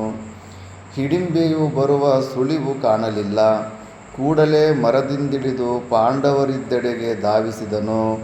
ಕೆಂಡದಂತಹ ಕಣ್ಣುಗಳಿಂದಲೂ ನಿಮಿರಿದ ಮತ್ತು ಕೆದರಿದ ತಲೆಗೂದಲುಗಳಿಂದಲೂ ಕೂಡಿದ್ದ, ಎಂದು ಬಾಯಿ ತೆರೆದುಕೊಂಡು ಚೂಪಾಗಿದ್ದ ಕೊರೆದಾಡೆಗಳನ್ನು ಕಟಕಟನೆ ಕಡಿಯುತ್ತಾ ಮೋಡದಂತೆಯೂ ಶರೀರ ಕಾಂತಿಯನ್ನು ಹೊಂದಿದ್ದ ಹಿಡಿಂಬನು ಬಹಳ ಭಯಂಕರನಾಗಿ ಕಾಣುತ್ತಿದ್ದನು. ತನ್ನನ್ನು ಮರದಿಂದ ಇಳಿದು ಕುಪಿತನಾಗಿ ಬರುತ್ತಿರುವುದನ್ನು ಹಿಡಿಂಬೆಯು ದೂರದಿಂದಲೇ ಕಂಡು ಗಾಬರಿಯಿಂದ ಭೀಮನಿಗೆ ಹೇಳಿದಳು, ಪ್ರಿಯನೇ, ಪಾಪಿಯಾದ ನರಭಕ್ಷಕನು ಕುಪಿತನಾಗಿ ಇತ್ತ ಕಡೆಗೆ ಬರುತ್ತಲಿದ್ದಾನೆ. ನೀನು ನನ್ನ ಸಹೋದರರಿಂದೊಡಗೂಡಿ ನಾನು ಹೇಳಿದಂತೆ ಮಾಡಬೇಕೆಂದು ಕೇಳಿಕೊಳ್ಳುತ್ತೇನೆ. ಇದು ಯೋಚಿಸುತ್ತಾ ಕುಳಿತುಕೊಳ್ಳುವ ಸಮಯವಲ್ಲ. ನಾನು ರಾಕ್ಷಸಿಯಾದ್ದರಿಂದ ಹೆಚ್ಚಾದ ಬಲದಿಂದ ಕೂಡಿರುವುದು ಮಾತ್ರವಲ್ಲದೆ ಇಚ್ಛೆ ಬಂದಳಿಗೆ ಹೋಗಲು ಸಮರ್ಥಲಿದ್ದೇನೆ. ನೀವೆಲ್ಲರೂ ನನ್ನ ಬೆನ್ನಿನ ಹಿಂಭಾಗದಲ್ಲಿ ಕುಳಿತುಕೊಳ್ಳಿರಿ. ನಾನು ನಿಮ್ಮನ್ನು ಆಕಾಶ ಮಾರ್ಗದಲ್ಲಿ ವೇಗವಾಗಿ ಒಯ್ದು ನಿರಪವಾಯವಾದ ಸ್ಥಳಕ್ಕೆ ಸೇರಿಸಿಬಿಡುವೆನು. ಸುಖದಿಂದ ನಿದ್ರಿಸುತ್ತಿರುವ ಇವರನ್ನು ಕೂಡಲೇ ಎಚ್ಚರಗೊಳಿಸು. ಶುಶ್ರೋಣಿಯೇ, ಭಯಪಡಬೇಡ. ನಾನಿಲ್ಲಿ ಇರುವವರೆಗೂ ಯಾವ ರಾಕ್ಷಸನು ಯಾರನ್ನು ಏನೂ ಮಾಡಲಾರನೆಂಬ ಭರವಸೆಯು ನನಗಿದೆ. ನೀನು ನೋಡುತ್ತಿರುವಂತೆಯೇ ಈಗ ಬರುತ್ತಿರುವ ಈ ನರಭಕ್ಷಕನ ಹಸುವನ್ನು ಕ್ಷಣ ಮಾತ್ರದಲ್ಲಿ ಹೀರಿಬಿಡುವೆನು. ಈ ರಾಕ್ಷಸಾದವನು ನನಗೆ ಸರಿಯಾದ ಎದುರಾಳಿಯಲ್ಲ. ಈ ಅರಣ್ಯದಲ್ಲಿರುವ ಸಾವಿರಾರು ರಾಕ್ಷಸರು ಸೇರಿದರೂ ನನ್ನ ಭುಜಬಲ ಪರಾಕ್ರಮಗಳಿಗೆ ಸಾಟಿಯಾಗಲಾರರು. ನನ್ನ ಈ ಬಾಹುಗಳನ್ನಾದರೂ ನೋಡು. ನೀಳವಾದ ಬಾಹುಗಳನ್ನು ಮೇಲೆತ್ತಿ ಒಂದು ಕೈಯಿಂದ ಮತ್ತೊಂದು ತೋಳನ್ನು ಉಜ್ಜಿಕೊಳ್ಳುತ್ತಾ ಆನೆಯ ಸೊಂಡಲಿನಂತೆಯೇ ಇರುವಲ್ಲವೇ? ತೊಡೆಗಳನ್ನೊಮ್ಮೆ ಆಸ್ಫಾಲಿಸು. ಇವು ಉಕ್ಕಿನ ಪರಿಗಗಳಂತೆ ಕಾಣುತ್ತಿವೆಯಲ್ಲವೇ? ಎದೆಯನ್ನು ಮುಂದೆ ಮಾಡಿ ಕಳ್ಳಿನಂತೆ ಕಠಿಣವಾಗಿರುವ ಈ ವಿಶಾಲವಾದ ವಕ್ಷಸ್ಥಲವನ್ನು ನೋಡು. ಜಿಮ್ಗೆ ಹೋಗಿರೋರು ಬಾಡಿ ತೋರಿಸ್ಕೊಂಡಂಗೆ ತೋರಿಸ್ಕೊತಾ ಇದ್ದಾನೆ ಭೀಮ. ಸುಂದರಾಂಗಿಯೇ, ಇಂದ್ರನ ಪರಾಕ್ರಮಕ್ಕೆ ಸಾಟಿಯಾದ ಪರಾಕ್ರಮವು ನನ್ನಲ್ಲಿರುವುದೆಂಬುದನ್ನು ಇಂದು ನೀನೇ ಕಾಣುವೆ. ಮನುಷ್ಯನಾದ ಮಾತ್ರಕ್ಕೆ ನನ್ನಲ್ಲಿ ಪರಾಕ್ರಮವಿಲ್ಲವೆಂದು ಜರಿಯಬೇಡ. ನನ್ನ ಪರಾಕ್ರಮವೆಷ್ಟೆಂಬುದನ್ನಾದರೂ ಇಂದು ಪ್ರತ್ಯಕ್ಷವಾಗಿಯೇ ಕಾಣುವೆಯಂತೆ. ಪುರುಷ ವ್ಯಾಘ್ರನೇ, ಅಮರರೂಪಿಯಾದ ಸುಂದರಾಂಗನೇ, ನಿನ್ನನ್ನು ನಿನ್ನ ಪರಾಕ್ರಮವನ್ನು ಜರಿಯುವ ಉದ್ದೇಶವೂ ನನಗಿಲ್ಲ. ಮನುಷ್ಯರ ಮೇಲೆ ದಾಳಿ ನಡೆಸಿ ರಾಕ್ಷಸನು ಮಾಡುತ್ತಿರುವ ಭೀಕರವಾದ ಕೊಲೆಗಳನ್ನು ನಾನು ನೋಡಿರುವೆನಾದುದರಿಂದ ಭ್ರಾಂತಲಾಗಿ ಹೇಳಿದನೆಷ್ಟೇ, ಅನ್ಯಥಾ ಭಾವಿಸಬೇಡ. ಆ ವೇಳೆಗೆ ಸರಿಯಾಗಿ ಅಲ್ಲಿಗೆ ಬಂದಿದ್ದ ಸಂಕ್ರುದ್ಧನಾದ ನರಭಕ್ಷಕನಾದ ಹಿಡಿಂಬನು ಭೀಮ ಹಿಡಿಂಬೆಯರ ಮಾತುಗಳನ್ನು ಕೇಳಿಸಿಕೊಂಡನು. ಅವನ ತಂಗಿಯೂ ರಾಕ್ಷಸಿಯೂ ರೂಪದಲ್ಲಿ ಇರದೆ ಮಾನುಷ ವೇಷವನ್ನು ಧರಿಸಿ ಹೂ ಮುಡಿದುಕೊಂಡು ನಾನಾ ವಿಧವಾದ ರತ್ನಾಭರಣಗಳಿಂದ ಅಲಂಕೃತಳಾಗಿದ್ದಳು. ಅವಳ ಮುಖವು ಪೂರ್ಣಚಂದ್ರನ ಕಾಂತಿಯನ್ನು ಹೊಂದಿತ್ತು. ಹುಬ್ಬುಗಳು, ಕಣ್ಣುಗಳು, ಮೂಗು, ಗುಂಗುರು ಕೂದಲುಗಳಿಂದ ಕೂಡಿದ ಕೇಶರಾಶಿ, ಕೆಂಪಾದ ಉಗುರುಗಳು ಎಲ್ಲವೂ ವಿಶೇಷ ಶೋಭೆಯಿಂದ ಕೂಡಿದ್ದವು. ಅವಳು ಹುಟ್ಟಿದ್ದ ನಯವಾದ ತೆಳುವಾದ ಸೀರೆಯು ಶರೀರದ ಶೋಭೆಯನ್ನು ಹೆಚ್ಚಿಸುವುದಾಗಿದ್ದಿತು. ಅಂತಹ ರೂಪವನ್ನು ಧರಿಸಿದ ತಂಗಿಯನ್ನು ನೋಡಿ ಅವಳು ಈ ಪುರುಷನನ್ನು ಕಾಮಿಸಿರಬಹುದೆಂಬ ಪುರುಷಾದನಾದ ಹಿಡಿಂಬನಿಗೆ ಸಂಶಯವು ಹುಟ್ಟಿತು. ಈ ಸಂಶಯದೊಡನೆಯೇ ಕೋಪವೂ ಇಮ್ಮಡಿಯಾಯಿತು. ಮೊದಲೇ ಅಗಲವಾಗಿದ್ದ ಕಣ್ಣುಗಳನ್ನು ಮತ್ತಷ್ಟು ಹಿಗ್ಗಿಸಿಕೊಂಡು ತಂಗಿಯ ಕಡೆಗೆ ತಿರುಗಿ ಹಲ್ಲು ಕಡಿಯುತ್ತಾ ಹಿಡಿಂಬನು ಹೇಳಿದನು, ಹಸಿದಿರುವ ನನಗೆ ಆಹಾರವನ್ನು ಪಡೆಯಲು ವಿಘ್ನ ಮಾಡುವವನು ನಿಶ್ಚಯವಾಗಿಯೂ ಬುದ್ಧಿಹೀನನೇ ಸರಿ. ನೀನಿಷ್ಟು ಮೂಡಲಾದೆಯ ಹಿಡಿಂಬೆ? ನನ್ನ ಕೋಪದ ವಿಷಯವಾಗಿ ನಿನಗೆ ಅಜಿಂಕ್ಯೆಯೇ ಇಲ್ಲವಾ? ಆ ಪುಂಸಚಲಿಯಾಗಿರುವ ನಿನಗೆ ಧಿಕ್ಕಾರವಿರಲಿ. ನೀನೀಗ ಸ್ವೈರಿಣಿಯಾಗಿರುವುದು ಮಾತ್ರವಲ್ಲದೆ ನನಗೆ ಅಪ್ರಿಯವನ್ನು ಮಾಡಲು ನಿಶ್ಚಯಿಸಿರುವೆಯಲ್ಲವೇ? ನೀನೀಗ ಕಾಮವಶಳಾಗಿ ನಮ್ಮ ಪರಮ ಪವಿತ್ರವಾದ ರಾಕ್ಷಸ ವಂಶದ ಕೀರ್ತಿಯನ್ನು, ನಮ್ಮ ಪೂರ್ವಜರ ಗೌರವವನ್ನು ತೊಡೆದು ಹಾಕಲು ಸಿದ್ಧಳಾಗಿ ನಿಂತಿರುವೆ. ನೀನು ಯಾರಿಗಾಗಿ ಇಂತಹ ಅಪಚಾರವನ್ನು ಮಾಡಲು ನಿಶ್ಚಯಿಸಿರುವೆಯೋ ಅವರನ್ನು ನಿನ್ನ ಸಹಿತವಾಗಿಯೇ ಪೂರೈಸಿಬಿಡುವೆನು. ಹಿಡಿಂಬನು ಹೀಗೆ ಹೇಳುತ್ತಾ ಕೋಪಾವೇಶದಿಂದ ಕಟಕಟನೆ ಹಲ್ಲು ಕಡಿದು ಹಿಡಂಬಿಯನ್ನು ಮತ್ತು ಪಾಂಡವರನ್ನು ಕೊಲ್ಲುವ ಸಲುವಾಗಿ ಅವಳ ಮೇಲೆ ಬೀಳಲು ಹೋದನು. ಯೋಧರಲ್ಲಿ ಶ್ರೇಷ್ಠನಾದ ತೇಜಸ್ವಿಯಾದ ಭೀಮಸೇನನು ಮೇಲೆ ಬೀಳಲು ರಭಸದಿಂದ ಬರುತ್ತಿದ್ದ ಹಿಡಿಂಬನನ್ನು ಬೆದರಿಸುತ್ತಾ ನಿಲ್ಲೆಂದು ಗರ್ಜಿಸಿದನು. ಮಹಾಪರಾಕ್ರಮಿಯಾದ ಭೀಮನು ಮೇಲೆ ಬೀಳುತ್ತಿದ್ದ ಹಿಡಿಂಬನನ್ನು ತಡೆದು ಹೇಳಿದನು, ಹೆಂಗಸಿನ ಮೇಲೆ ಪರಾಕ್ರಮ ತೋರಲು ಹೋಗಬೇಡ, ಸ್ವಲ್ಪ ತಡೆ. ಭೀಮನ ಮುಖದಲ್ಲಿ ತಿರಸ್ಕಾರದ ಮಂದಹಾಸ ಬಿದ್ದಿತು. ಸುಖದಿಂದ ಮಲಗಿರುವ ಈ ನನ್ನ ತಾಯಿಯನ್ನು ಮತ್ತು ಸಹೋದರನ್ನು ನಿನ್ನ ಈ ಆಟಾಟೋಪದ ಆರ್ಭಟದಿಂದ ಎಬ್ಬಿಸುವ ಪ್ರಯೋಜನವಾದರೂ ಏನು? ನನ್ನಲ್ಲಿಯೇ ನಿನ್ನ ಪರಾಕ್ರಮವನ್ನು ತೋರು. ನನ್ನನ್ನು ಪ್ರಹರಿಸಿ ಹೆಂಗಸಿನ ಮೇಲೆ ಕೈ ಮಾಡುವ ಸರ್ವತಾ ಯೋಗ್ಯವಲ್ಲ. ಅದರಲ್ಲಿಯೂ ಈಗಿವಳು ಯಾರಿಗೂ ಅಪಕಾರವನ್ನೆಸಗಲಿಲ್ಲ, ಯಾವ ಅಪರಾಧವನ್ನು ಮಾಡಿಲ್ಲ. ಇದಕ್ಕೆ ಪ್ರತಿಯಾಗಿ ಇವಳಿಗೆ ಮತ್ತೊಬ್ಬರಿಂದ ಅಪಕಾರವಾಗಿದೆ. ಮೂಢನೇ, ಇವಳಿಗೆ ತನ್ನ ಅಧೀನದಲ್ಲಿಲ್ಲ. ನನ್ನನ್ನು ಕಾಮಿಸುತ್ತಿರುವಳು, ಇದು ಇವಳ ಅಪರಾಧವಲ್ಲ. ಇವಳು ನನ್ನನ್ನು ಕಾಮಿಸಲು ಇವಳಲ್ಲಿ ಅಡಗಿರುವ ಅನಂಗನಾದ ಮದನನೇ ಕಾರಣ. ಅವನ ಪ್ರೇರಣೆಯಿಂದ ಅಥವಾ ಅವನ ಅಪರಾಧದ ಕಾರಣದಿಂದ ಇವಳು ನನ್ನನ್ನು ಕಾಮಿಸಿರುವಳು. ದುರ್ಬುದ್ಧಿಯವನೇ, ಅಂತರಂಗದಲ್ಲಿ ಸಂಚರಿಸುತ್ತಿರುವ ಅನಂಗನಿಂದ ಪ್ರೇರಿತಳಾಗಿ ಈ ಅಪರಾಧವನ್ನು ಎಸಗಿದ್ದಾಳೆ. ದುರಾತ್ಮನೇ, ನಿನ್ನ ಆಜ್ಞೆಯನ್ನು ಪರಿಪಾಲಿಸಬೇಕೆಂದು ಇವಳು ಇಲ್ಲಿಗೆ ಬಂದಿಲ್ಲ. ಆದರೆ ನನ್ನನ್ನು ನೋಡಿದೊಡನೆಯೇ ಸುಪ್ತನಾಗಿ ಇವಳ ಹೃದಯದಲ್ಲಿರುವ ಅನಂಗನು ನನ್ನನ್ನು ಕಾಮಿಸುವಂತೆ ಪ್ರೇರಿಸಿದನು. ಆದ್ದರಿಂದ ನಿನ್ನ ತಂಗಿಯು ನಿನಗಾವ ಅಪರಾಧವನ್ನು ಮಾಡಿದಂತಾಗಲಿಲ್ಲ ಅಲ್ಲವೇ? ನಿನಗೆ ಅಪರಾಧವೆಸಗಿದ್ದರೆ ಅದಕ್ಕೆ ಮದನನೇ ಕಾರಣ. ಇದಕ್ಕಾಗಿ ನಿನ್ನ ತಂಗಿಯನ್ನು ತೊಂದರೆಪಡಿಸಲು ಹೋಗುವುದು ಸರ್ವದಾ ಯೋಗ್ಯವಲ್ಲ. ಅದೂ ಅಲ್ಲದೆ ನಾನು ಇಲ್ಲಿ ನಿಂತಿರುವಾಗ ಹೆಂಗಸೊಬ್ಬಳ ಕೊಳೆಯಾಗುವುದು ಸಾಧ್ಯವಿಲ್ಲ. ಧರ್ಮದ ರಕ್ಷಣೆ ನಮ್ಮ ಎದುರುಗಡೆ ಅಧರ್ಮದ ತಾಂಡವ ಮಾಡಬಾರದು. ನಿಲ್ಲಿಸೋ ಪ್ರಯತ್ನ ಮಾಡಬೇಕು. ಸಾಧ್ಯ ಆಗಲಿಲ್ಲ, ಶಕ್ತಿ ಇಲ್ಲ ಅಂದರೆ ಅದು ಬೇರೆ ಮಾತು. ನೀನೇನು ಪ್ರಯತ್ನನೇ ಮಾಡಲಿಲ್ಲ, ಅಧರ್ಮದ ಕೆಲಸ ಯಾರೋ ಮಾಡ್ತಾಯಿದ್ರೆ ಸುಮ್ಮನೆ ನೋಡಿ ನಿಂತ್ಕೊಂಡಿದ್ರು ಕೂಡ ನಿನಗೆ ಪಾಪ ಬರುತ್ತೆ. ಅದನ್ನು ನಿಲ್ಲಿಸೋ ಪ್ರಯತ್ನ ಮಾಡಬೇಕು, ಇಲ್ಲ ಆ ಜಾಗದಿಂದ ದೂರ ಹೊರಟೋಗ್ಬಿಡಬೇಕು. ನಿಂತು ನೋಡಿದ್ರೆ ಮಾತ್ರ ಪಾಪ ಬರುತ್ತೆ. ಅದಕ್ಕೆ ನಾನು ಇಲ್ಲಿ ಬದುಕಿದ್ದು ನನ್ನ ಮುಂದೆ ನೀನೊಂದು ಹೆಂಗಸನ್ನು, ನಿರ್ಬಳಲಾದ ಹೆಂಗಸನ್ನು ಕೊಲ್ಲಿದ್ರೆ ಅದು ನಾನು ನೋಡಿ ಸುಮ್ಮನಿರೋದಕ್ಕಾಗೋದಿಲ್ಲ ಅಂತ. ರಾಕ್ಷಸಾದಮ, ಮೊದಲು ನನ್ನೊಡನೆ ಯುದ್ಧಕ್ಕೆ ಬಾ. ನಾನೊಬ್ಬನೇ ನಿನ್ನನ್ನು ಯಮಾಲಯಕ್ಕೆ ಸುಖವಾಗಿ ಕಳುಹಿಸಿಬಿಡುವೆನು. ಮದಗಜದ ಕಾಲಿಗೆ ಸಿಕ್ಕಿದ ತಲೆಯಂತೆ ನಿನ್ನ ರುಂಡವು ನನ್ನ ಈ 2 ತೋಳುಗಳ ಬಲದಿಂದ ಪುಡಿಪುಡಿಯಾಗಲಿದೆ. ಇಂದು ಯುದ್ಧರಂಗದಲ್ಲಿ ನಿನ್ನ ಅವಸಾನಾನಂತರ ನರಿ, ರಣಹದ್ದು, ಕಂಕಪಕ್ಷಿಗಳು ನಿನ್ನ ಶರೀರವನ್ನು ಕಿತ್ತು ತಿಂದು ಆನಂದಿಸಲಿ. ಅನೇಕ ವರ್ಷಗಳಿಂದ ಮಾನವರಿಗೆ ಮೃತ್ಯುರೂಪವಾಗಿದ್ದ ಮತ್ತು ಅಪವಿತ್ರವಾಗಿದ್ದ ಈ ಅರಣ್ಯವು ಇಂದು ನಿನ್ನ ಅವಸಾನದಿಂದಾಗಿ ಪವಿತ್ರವೆನಿಸಲಿ. ಧೂರ್ತನೇ, ನೀನು ಮಹಾಕಾಯನಾಗಿರುವುದಕ್ಕಾಗಿ ಮತ್ತು ಪರ್ವತದಂತೆ ಆಕಾರವನ್ನು ತಾಳಿರುವುದಕ್ಕಾಗಿ ಹೆದರುವೆನೆಂದು ಭ್ರಮಿಸಬೇಡ. ಬಲಶಾಲಿಯಾದ ಸಿಂಹವು ಮದಗಜವನ್ನು ಅತ್ತಲಿತ್ತ ಎಳೆದಾಡಿ ಸಂಹರಿಸುವಂತೆ ನಾನು ನಿನ್ನನ್ನು ಸಂಹರಿಸುವುದನ್ನೆಂದು ನಿನ್ನ ತಂಗಿಯೂ ನೋಡುವಳು. ರಾಕ್ಷಸಾದಮ, ನನ್ನಿಂದ ನೀನಿಂದು ಹತನಾದ ಬಳಿಕ ಈ ಕಾಡಿನಲ್ಲಿ ಸಂಚರಿಸುವ ಜನರು ಇನ್ನು ಮುಂದೆ ಯಾವ ವಿಧವಾದ ಬಾಧೆಗಳೂ ಮತ್ತು ಉಪಟಗಳೂ ಇಲ್ಲದೆ ಸಂಚರಿಸುತ್ತಾರೆ.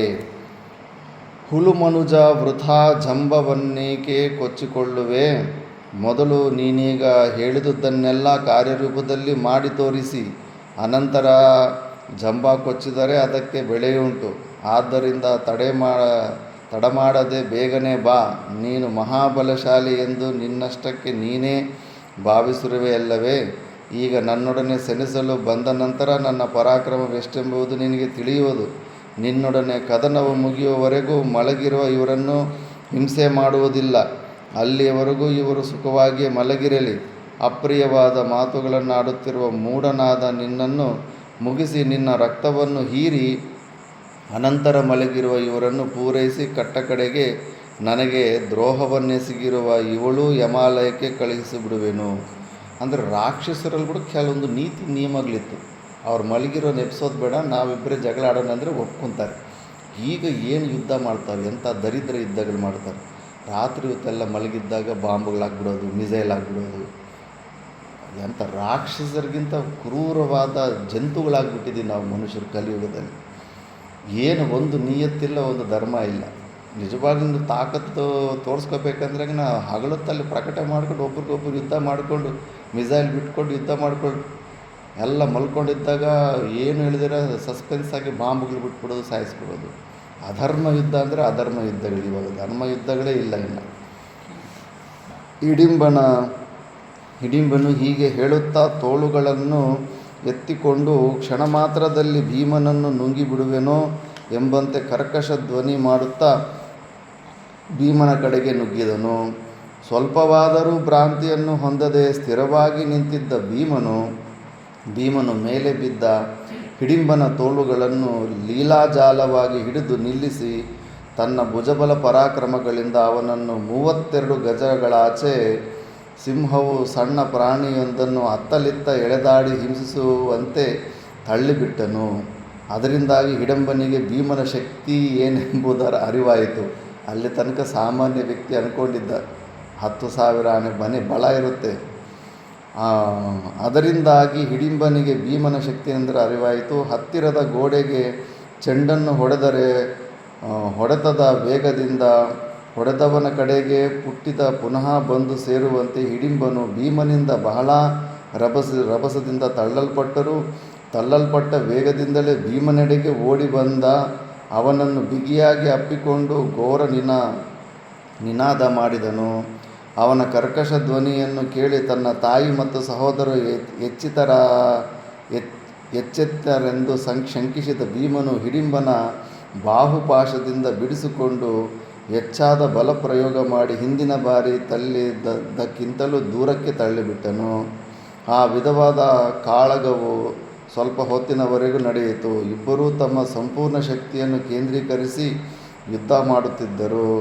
ಮದಿಸಿದ ಮತ್ತು ರೊಚ್ಚಿಗೆದ್ದ 60 ವರ್ಷ ವಯಸ್ಸಿನ 2 ಮದಗಜಗಳಂತೆ ಭೀಮ ಹಿಡಿಂಬರು ಹತ್ತಿರದಲ್ಲಿದ್ದ ವೃಕ್ಷಗಳನ್ನೇ ಕಿತ್ತು ಹೊಡೆದಾಡಲು ಪ್ರಾರಂಭಿಸಿದರು.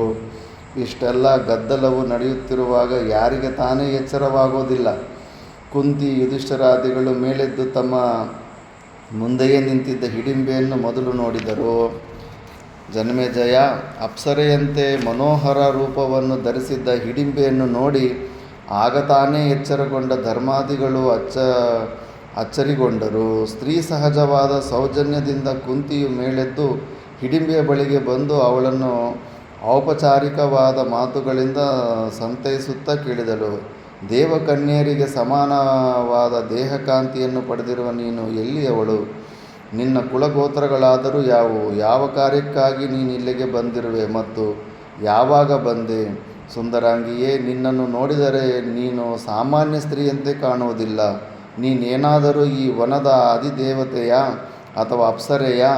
ನಿನ್ನ ವಿಷಯಗಳೆಲ್ಲವನ್ನೂ ನನ್ನಲ್ಲಿ ಮರೆಮಾಚದೆ ಹೇಳು ಮತ್ತು ಇಲ್ಲಿಗೆ ನೀನು ಬಂದ ಕಾರಣವನ್ನು ತಿಳಿಸು.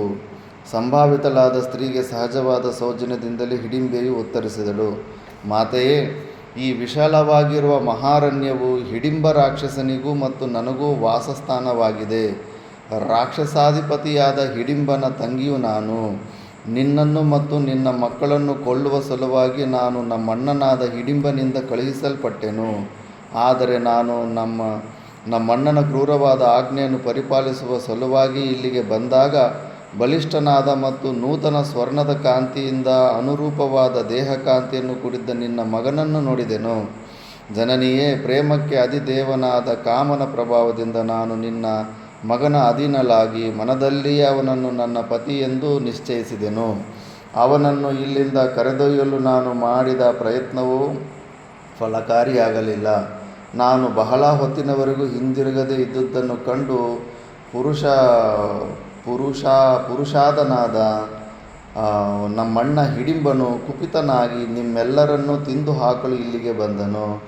ಆದರೆ ಮಹಾಪರಾಕ್ರಮಿಯಾದ ನಿನ್ನ ಮಗನಿಂದ ಆ ದುಷ್ಟ ರಾಕ್ಷಸನು ಬಹಳ ದೂರಕ್ಕೆ ತಳ್ಳಲ್ಪಟ್ಟನು.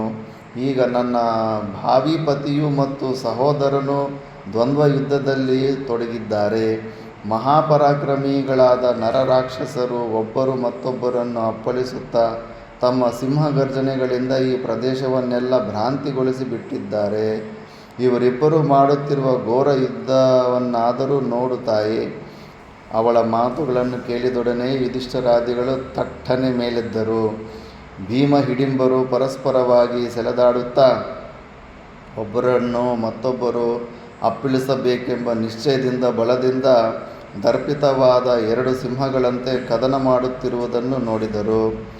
ಒಬ್ಬರನ್ನೊಬ್ಬರು ಬಲವಾಗಿ ತಬ್ಬಿಕೊಂಡು ಅತ್ತಲಿತ್ತ ಸೆಳೆದಾಡುತ್ತಿರುವಾಗ ಮೇಲೆದ್ದು ಭೂಮಿಯ ಧೂಳು ವನವನ್ನೆಲ್ಲ ಪ್ರಸರಿಸಿ ದೂರದಿಂದ ನೋಡುವವರೆಗೂ ಕಾಲ್ಗಿಚ್ಚಿನ ಹೊಗೆಯು ಎಂಬ ಭ್ರಾಂತಿಯನ್ನುಂಟು ಮಾಡುತ್ತಿತ್ತು. ಧೂಳಿನಿಂದ ಮುಚ್ಚಿ ಹೋಗಿದ್ದ ಬೆಟ್ಟಗಳಂತಿದ್ದ ಭೀಮ ಹಿಡಿಂಬರು ಮಂಜಿನಿಂದ ಮುಚ್ಚಿರುವ 2 ಪರ್ವತಗಳಂತೆಯೇ ಕಾಣುತ್ತಿದ್ದರು. ರಾಕ್ಷಸನಿಂದ ಬಹುವಾಗಿ ಪೀಡಿಸಲ್ಪಡುತ್ತಿದ್ದ ಭೀಮನನ್ನು ನೋಡಿ ಅರ್ಜುನನು ನಸುನಗುತ್ತಾ ಹೇಳಿದನು, ಭೀಮಸೇನ, ಹೆದರಬೇಡ. ನಾವು ಮಲಗಿದ್ದುದರಿಂದ ನೀನು ರಾಕ್ಷಸರನ್ನೇ ಸೆಣಸುತ್ತಿರುವ ವಿಷಯ ತಿಳಿಯಲಿಲ್ಲ. ಕದನದಲ್ಲಿ ನೀನು ಬಹಳ ಆಯಾಸವನ್ನು ಹೊಂದಿರುವೆ. ಆದ್ದರಿಂದ ನಾನು ನಿನ್ನ ಸಹಾಯಕ್ಕೆ ನಿಲ್ಲುವೆನು. ರಾಕ್ಷಸನನ್ನು ಕೊಲ್ಲಲು ನನ್ನನ್ನು ಬಿಡು. ನಕುಲ ಸಹದೇವರು ತಾಯಿಯ ರಕ್ಷಣೆಯನ್ನು ಮಾಡುವರು. ಯದ್ಯಪಿ ಭೀಮಸೇನನು ಯುದ್ಧದಿಂದ ಒಳಲಿದ್ದರೂ ನಸುನಗುತ್ತಲೇ ಹೇಳಿದ್ದನು, ಸಹೋದರ, ಅವನು ಸೋಲೊಪ್ಕೊಂತಾನೆ, ಈಗೂ ಪ್ರಾಬ್ಲಮ್ ಇರೋ ಭೀಮ. ಸಹೋದರ, ನಮ್ಮೀರುವರ ದ್ವಂದ್ವ ಯುದ್ಧವನ್ನು ಪ್ರೇಕ್ಷಕನಂತೆ ನೋಡುತ್ತಿರು. ನೀನು ಕೂತ್ಕೊಂಡು ಟಿ ವಿ ನೋಡಿದಾಗ ನೋಡ್ತಾ ಇರು. ನನ್ನ ಪರಾಕ್ರಮನ ಏನು ಕಡಿಮೆ ಅಂಚನೆ ಆಗ್ತಾ ಇದೆಯಾ? ನನಗೆ ಎಷ್ಟು ಅವಮಾನ, ತಮ್ಮ ಬಂದು ಅಣ್ಣನ ಕಾಪಾಡ್ದ ಅಂತ. ಫಲಿತಾಂಶದ ವಿಷಯದಲ್ಲಿ ನೀನು ಸ್ವಲ್ಪವಾದರೂ ಸಂಶಯ ಪಡಬೇಕಾಗಿಯೇ ಇಲ್ಲ. ನನ್ನ ತೋಳುಗಳ ನಡುವೆ ಸಿಕ್ಕಿಕೊಂಡು ಇವನು ಮತ್ತೆ ಪ್ರಾಣವನ್ನುಳಿಸಿಕೊಂಡು ಖಂಡಿತವಾಗಿಯೂ ಹೊರಬರಲಾರನು. ಭೀಮ, ನೀನು ಹೇಳುತ್ತಿರುವುದರಲ್ಲಿ ನನಗೆ ಯಾವ ಸಂಶಯವೂ ಇಲ್ಲ.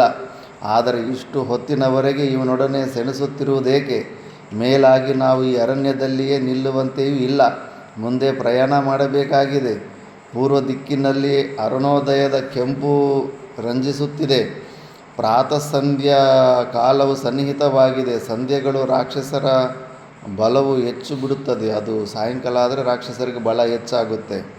ಆದ್ದರಿಂದ ಕೂಡಲೇ ಕಾರ್ಯವನ್ನು ಮುಗಿಸಿಬಿಡು. ಇವನೊಡನೆ ದ್ವಂದ್ವ ಯುದ್ಧದ ವರಸೆಗಳನ್ನು ತೋರುತ್ತಾ ಪ್ರದರ್ಶನ ಮಾಡಲು ಇದು ಸಮಯವಲ್ಲ. ಸಂಧ್ಯಾಕಾಲಗಳಲ್ಲಿ ರಾಕ್ಷಸರು ಮಾಯಾ ಯುದ್ಧವನ್ನು ಪ್ರಾರಂಭಿಸಿ ಬಿಡುವರು. ಆದ್ದರಿಂದ ಈ ಕೂಡಲೇ ನಿನ್ನ ತೋಳುಗಳ ಸಂಪೂರ್ಣ ಶಕ್ತಿಯನ್ನು ಪ್ರಯೋಗಿಸಿ ಇವನನ್ನು ಯಮಾಲಯಕ್ಕೆ ಕಳುಹಿಸಿಬಿಡು.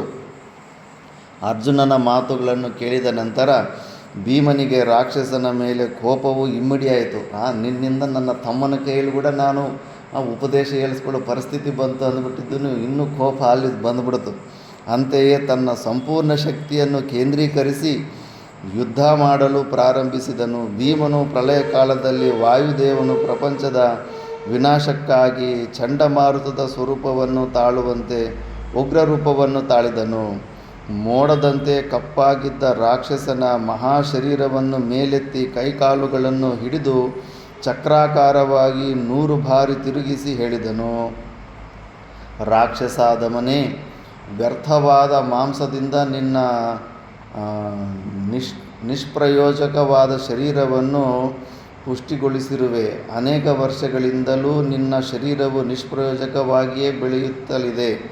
ನಿನ್ನ ಶರೀರದಂತೆಯೇ ನಿನ್ನ ಬುದ್ಧಿಯೂ ನಿಷ್ಪ್ರಯೋಜಕವಾಗಿದೆ. ವ್ಯರ್ಥವಾದ ಸಾವಿಗೆ ನೀನು ಯೋಗ್ಯನು.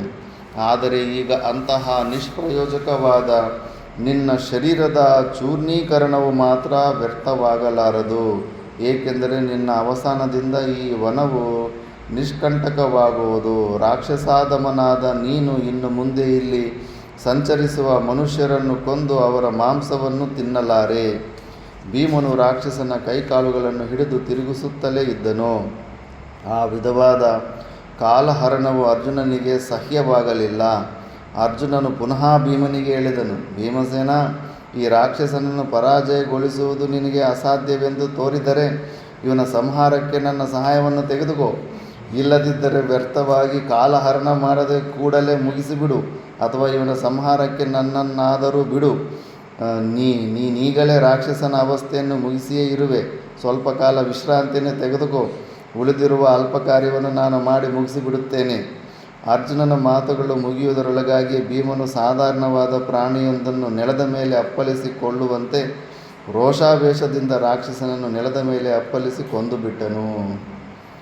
ಹಿಡಿಂಬನು ಸಾಯುವ ಕಡೆಗಾಲದಲ್ಲಿ ನೀರಿನಲ್ಲಿ ತೊಯ್ದು ದುಂದುಬಿಯ ಧ್ವನಿಯಂತೆ ಅತಿ ಕರ್ಕಶವಾದ ಆಕ್ರಂದನ ಮಾಡಿ ಯಮಾಲಯವನ್ನು ಸೇರಿದನು.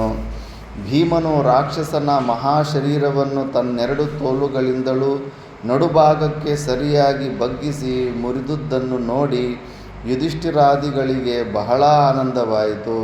ಹಿಡಿಂಬನು ಮರಣ ಹೊಂದಿದ್ದನ್ನು ಕಂಡು ಸಹೋದರರೆಲ್ಲರೂ ಪ್ರತ್ಯೇಕವಾಗಿ ಭೀಮನನ್ನು ಬಾಚಿ ತಬ್ಬಿಕೊಂಡು ತಮ್ಮ ಕೃತಜ್ಞತೆಯನ್ನು ಶ್ಲಾಘನೆಯನ್ನು ಸೂಚಿಸಿದರು. ಅರ್ಜುನನು ಭೀಮನನ್ನು ಕುರಿತು, ಅಣ್ಣ, ಇಲ್ಲಿಯ ಕಾರ್ಯವು ಮುಗಿಯಿತು. ಇಲ್ಲಿಯೇ ಸಮೀಪದಲ್ಲಿ ನಗರವಿರುವಂತಿದೆ. ಅಲ್ಲಿಗೆ ನಾವೆಲ್ಲರೂ ಹೊರಟು ಹೋಗೋಣ. ದುರ್ಯೋಧನನಿಗೆ ಈ ವಿಷಯಗಳೊಂದು ತಿಳಿಯಬಾರದೆಂದು ಹೇಳಿದನು. ಅರ್ಜುನನ ಮಾತುಗಳನ್ನು ಸಕಲರು ಸಮ್ಮತಿಸಿ ತಾಯಿಯೊಡನೆ ಹೊರಟರು. ಹಿಡಿಂಬೆಯು ಅವರನ್ನು ಹಿಂಬಾಲಿಸಿದಳು. ಹಿಡಿಂಬೆ ಪಾರೀಕ್ಷಿತ ಹಿಂಬಾಲಿಸಿ ಬರುತ್ತಿದ್ದ ಹಿಡಿಂಬೆಯನ್ನು ಕುರಿತು ಭೀಮನು ಹೇಳಿದನು. ಹಿಡಿಂಬೆ, ರಾಕ್ಷಸರು ಯಾವಾಗಲೂ ತಮಗೆ ಅಥವಾ ತಮ್ಮ ಬಾಂಧವರಿಗೆ ಶತ್ರುಗಳೆನಿಸಿದವರ ಮೇಲೆ ಸೇಡು ತೀರಿಸಿಕೊಳ್ಳುವ ಸ್ವಭಾವದವರಾಗಿರುತ್ತಾರೆ. ಸೇಡು ತೀರಿಸಿಕೊಳ್ಳುವುದಕ್ಕಾಗಿ ಮಾಯೆಯೇ ಮೊದಲಾದ ಅನೇಕವಾದ ಕುಮಾರ್ಗಗಳನ್ನು ಅನುಸರಿಸುವುದುಂಟು. ಆದುದರಿಂದ ನಿನ್ನನ್ನು ನಿಮ್ಮಣ್ಣನನ್ನು ಕಲಿಸಿರುವ ಸ್ಥಳಕ್ಕೆ ಕಲಿಸುವುದು ಸೂಕ್ತವೆನಿಸುತ್ತಿದೆ. ಹಿಡಿಂಬೆಯನ್ನು ಸಾಯಿಸಬೇಕಂತ ರೆಡಿ ಆಗ್ತಾ ಇದ್ದಾನೆ ಭೀಮ. ಹಿಡಿಂಬೆಯೊಡನೆ ಭೀಮನು ಯುದ್ಧಕ್ಕೆ ಸನ್ನದ್ಧನಾದಂತ ತೋರಿತು. ಭೀಮನನ್ನು ಸಂತೈಸುತ್ತಾ ಯುಧಿಷ್ಠಿರನು ಹೇಳಿದನು, ಪುರುಷ ವ್ಯಾಘ್ರನೇ ಭೀಮಸೇನ, ನೀನು ಎಷ್ಟೇ ಕೋಪಗೊಂಡಿದ್ದರೂ ಸ್ತ್ರೀವಧೆಯನ್ನು ಖಂಡಿತವಾಗಿಯೂ ಮಾಡಬೇಡ. ಧರ್ಮಾತ್ಮ, ಶರೀರ ರಕ್ಷಣೆಗಿಂತಲೂ ಹೆಚ್ಚಿನದು ಧರ್ಮ ರಕ್ಷಣೆ. ಯಾಕಂದರೆ ತಾಟಕಿ ಥರ ಆಕೆಯನ್ನು ನಮ್ಮನ್ನೇನು ಕೊಳ್ಳೋದಕ್ಕೆ ಬರ್ತಾ ಇಲ್ವಲ್ಲ. ಆದ್ದರಿಂದ ಇನ್ನು ಕೊಳ್ಳೋದಕ್ಕೆ ಯಾರಾದರೂ ಬಂದಾಗ ಅವರನ್ನು ನಾವು ಕೊಲ್ಲಬಹುದು. ಆದುದರಿಂದ ಮುಂದೆ ನಮ್ಮ ಶರೀರಕ್ಕೆ ಅಪಾಯ ಉಂಟಾಗುವುದೆಂದು ಭ್ರಮಿಸಿ ಅಧರ್ಮವೆನಿಸಿದ ಸ್ತ್ರೀವಧೆಯನ್ನು ಮಾಡಬಾರದು. ಯಾವಾಗಲೂ ಧರ್ಮವನ್ನು ರಕ್ಷಿಸು. ನಮ್ಮನ್ನು ಕೊಲ್ಲುವ ಇಚ್ಛೆಯಿಂದಲೇ ಬಂದಿದ್ದ ಮಹಾಬಲಶಾಲಿಯಾದ ಈ ಹಿಡಿಂಬನನ್ನು ಕೊಂದಿದ್ದಾಯಿತಲ್ಲವೇ. ಇವಳು ಅವನ ತಂಗಿ. ಒಂದು ವೇಳೆಯೇ ಇವಳಣ್ಣನನ್ನು ಕೊಂದುದಕ್ಕಾಗಿ ಇವಳ ನಮ್ಮ ಮೇಲೆ ಕೋಪಗೊಂಡರೂ ಏನು ತಾನೇ ಮಾಡಿಯಾಳು. ಇವಳಣ್ಣನನ್ನೇ ನೀನು ಕೊಂದಿರುವಾಗ ಇವಳು ನಮ್ಮನ್ನು ಕೊಳ್ಳಲು ಸಮರ್ಥಳಾಗುವಳೆ. ಆದ್ದರಿಂದ ನಮ್ಮ ಶರೀರ ರಕ್ಷಣೆಯ ಕಾರಣಕ್ಕಾಗಿ ಅಧರ್ಮವೆನಿಸಿದ ಸ್ತ್ರೀ ಹತ್ಯೆಯನ್ನು ಮಾಡುವುದು ಯುಕ್ತವೆನಿಸುವುದಿಲ್ಲ ತಮ್ಮ. ಭೀಮಸೇನನ ಕೋಪವಿಳಿಯಿತು. ಹಿಡಿಂಬೆಯು ತನ್ನ ವಿಷಯದಲ್ಲಿ ಅನುತಾಪವನ್ನು ತೋರಿದ ಯುಧಿಷ್ಠಿರನಿಗೆ ಕುಂತಿಗೆ ನಮಸ್ಕರಿಸಿ ಕೈ ಮುಗಿದುಕೊಂಡು ಕುಂತಿಗೆ ಹೇಳಿದಳು, ಅಮ್ಮ, ಮನ್ಮಥನ ಬಾಣಗಳಿಂದ ತುತ್ತಾದ ಸ್ತ್ರೀಯರು ಯಾವ ವಿಧವಾದ ಯಾತನೆಯನ್ನು ಅನುಭವಿಸುವರೆಂಬ ವಿಷಯವು ನಿನಗೆ ತಿಳಿಯದೇ ಇಲ್ಲ. ನಿನ್ನ ಮಗನಾದ ಭೀಮಸೇನನನ್ನು ನೋಡಿದ ಮೊದಲುಗೊಂಡು ಅಂತಹ ದಾರುಣವಾದ ಯಾತನೆಯನ್ನು ಅನುಭವಿಸುತ್ತಲಿದ್ದೇನೆ. ನಿನ್ನ ಮಗನು ನನ್ನ ಮಾನಸಿಕ ಯಾತನೆಯನ್ನು ನಿವಾರಿಸುವನೆಂಬ ಆಕಾಂಕ್ಷೆಯಿಂದ ಇದುವರೆಗೂ ಸಹಿಸಿರುವೆನು. ನನ್ನ ಮಾನಸಿಕ ಯಾತನೆಗೆ ನಿವಾರಣೆಯ ಕಾಲವೀಗ ಸನ್ನಿಹಿತವಾಗಿದೆ. ನಾನು ಸುಖಪಡುವ ದಿನಗಳು ಸನ್ನಿಹಿತವಾಗಿವೆ ಎಂದು ಭಾವಿಸುತ್ತೇನೆ. ಬಂಧು ಮಿತ್ರರೆಲ್ಲರನ್ನು ವಿಸರ್ಜಿಸಿ ಕುಲಧರ್ಮವನ್ನು ಬದಿಗೊತ್ತಿ ಪುರುಷ ವ್ಯಾಘ್ರನಾಗಿರುವ ನಿನ್ನ ಮಗನನ್ನು ಪತಿಯನ್ನಾಗಿ ಅಂಗೀಕರಿಸುತ್ತೇನೆ.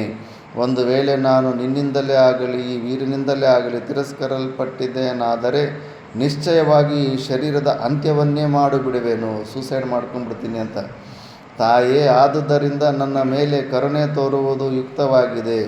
ನನ್ನನ್ನು ಅತಿ ಮೂಢಳೆಂದು ಭಕ್ತೆಯೆಂದು ಅಥವಾ ಅನುಸರಿಸ ಬಂದವಳೆಂದು ಭಾವಿಸಿಯಾದರೂ ನನ್ನ ಮೇಲೆ ಕರುಣೆ ತೋರಿ ನಿನ್ನ ಮಗನು ನನ್ನನ್ನು ಪರಿಗ್ರಹಿಸುವಂತೆ ಹೇಳು.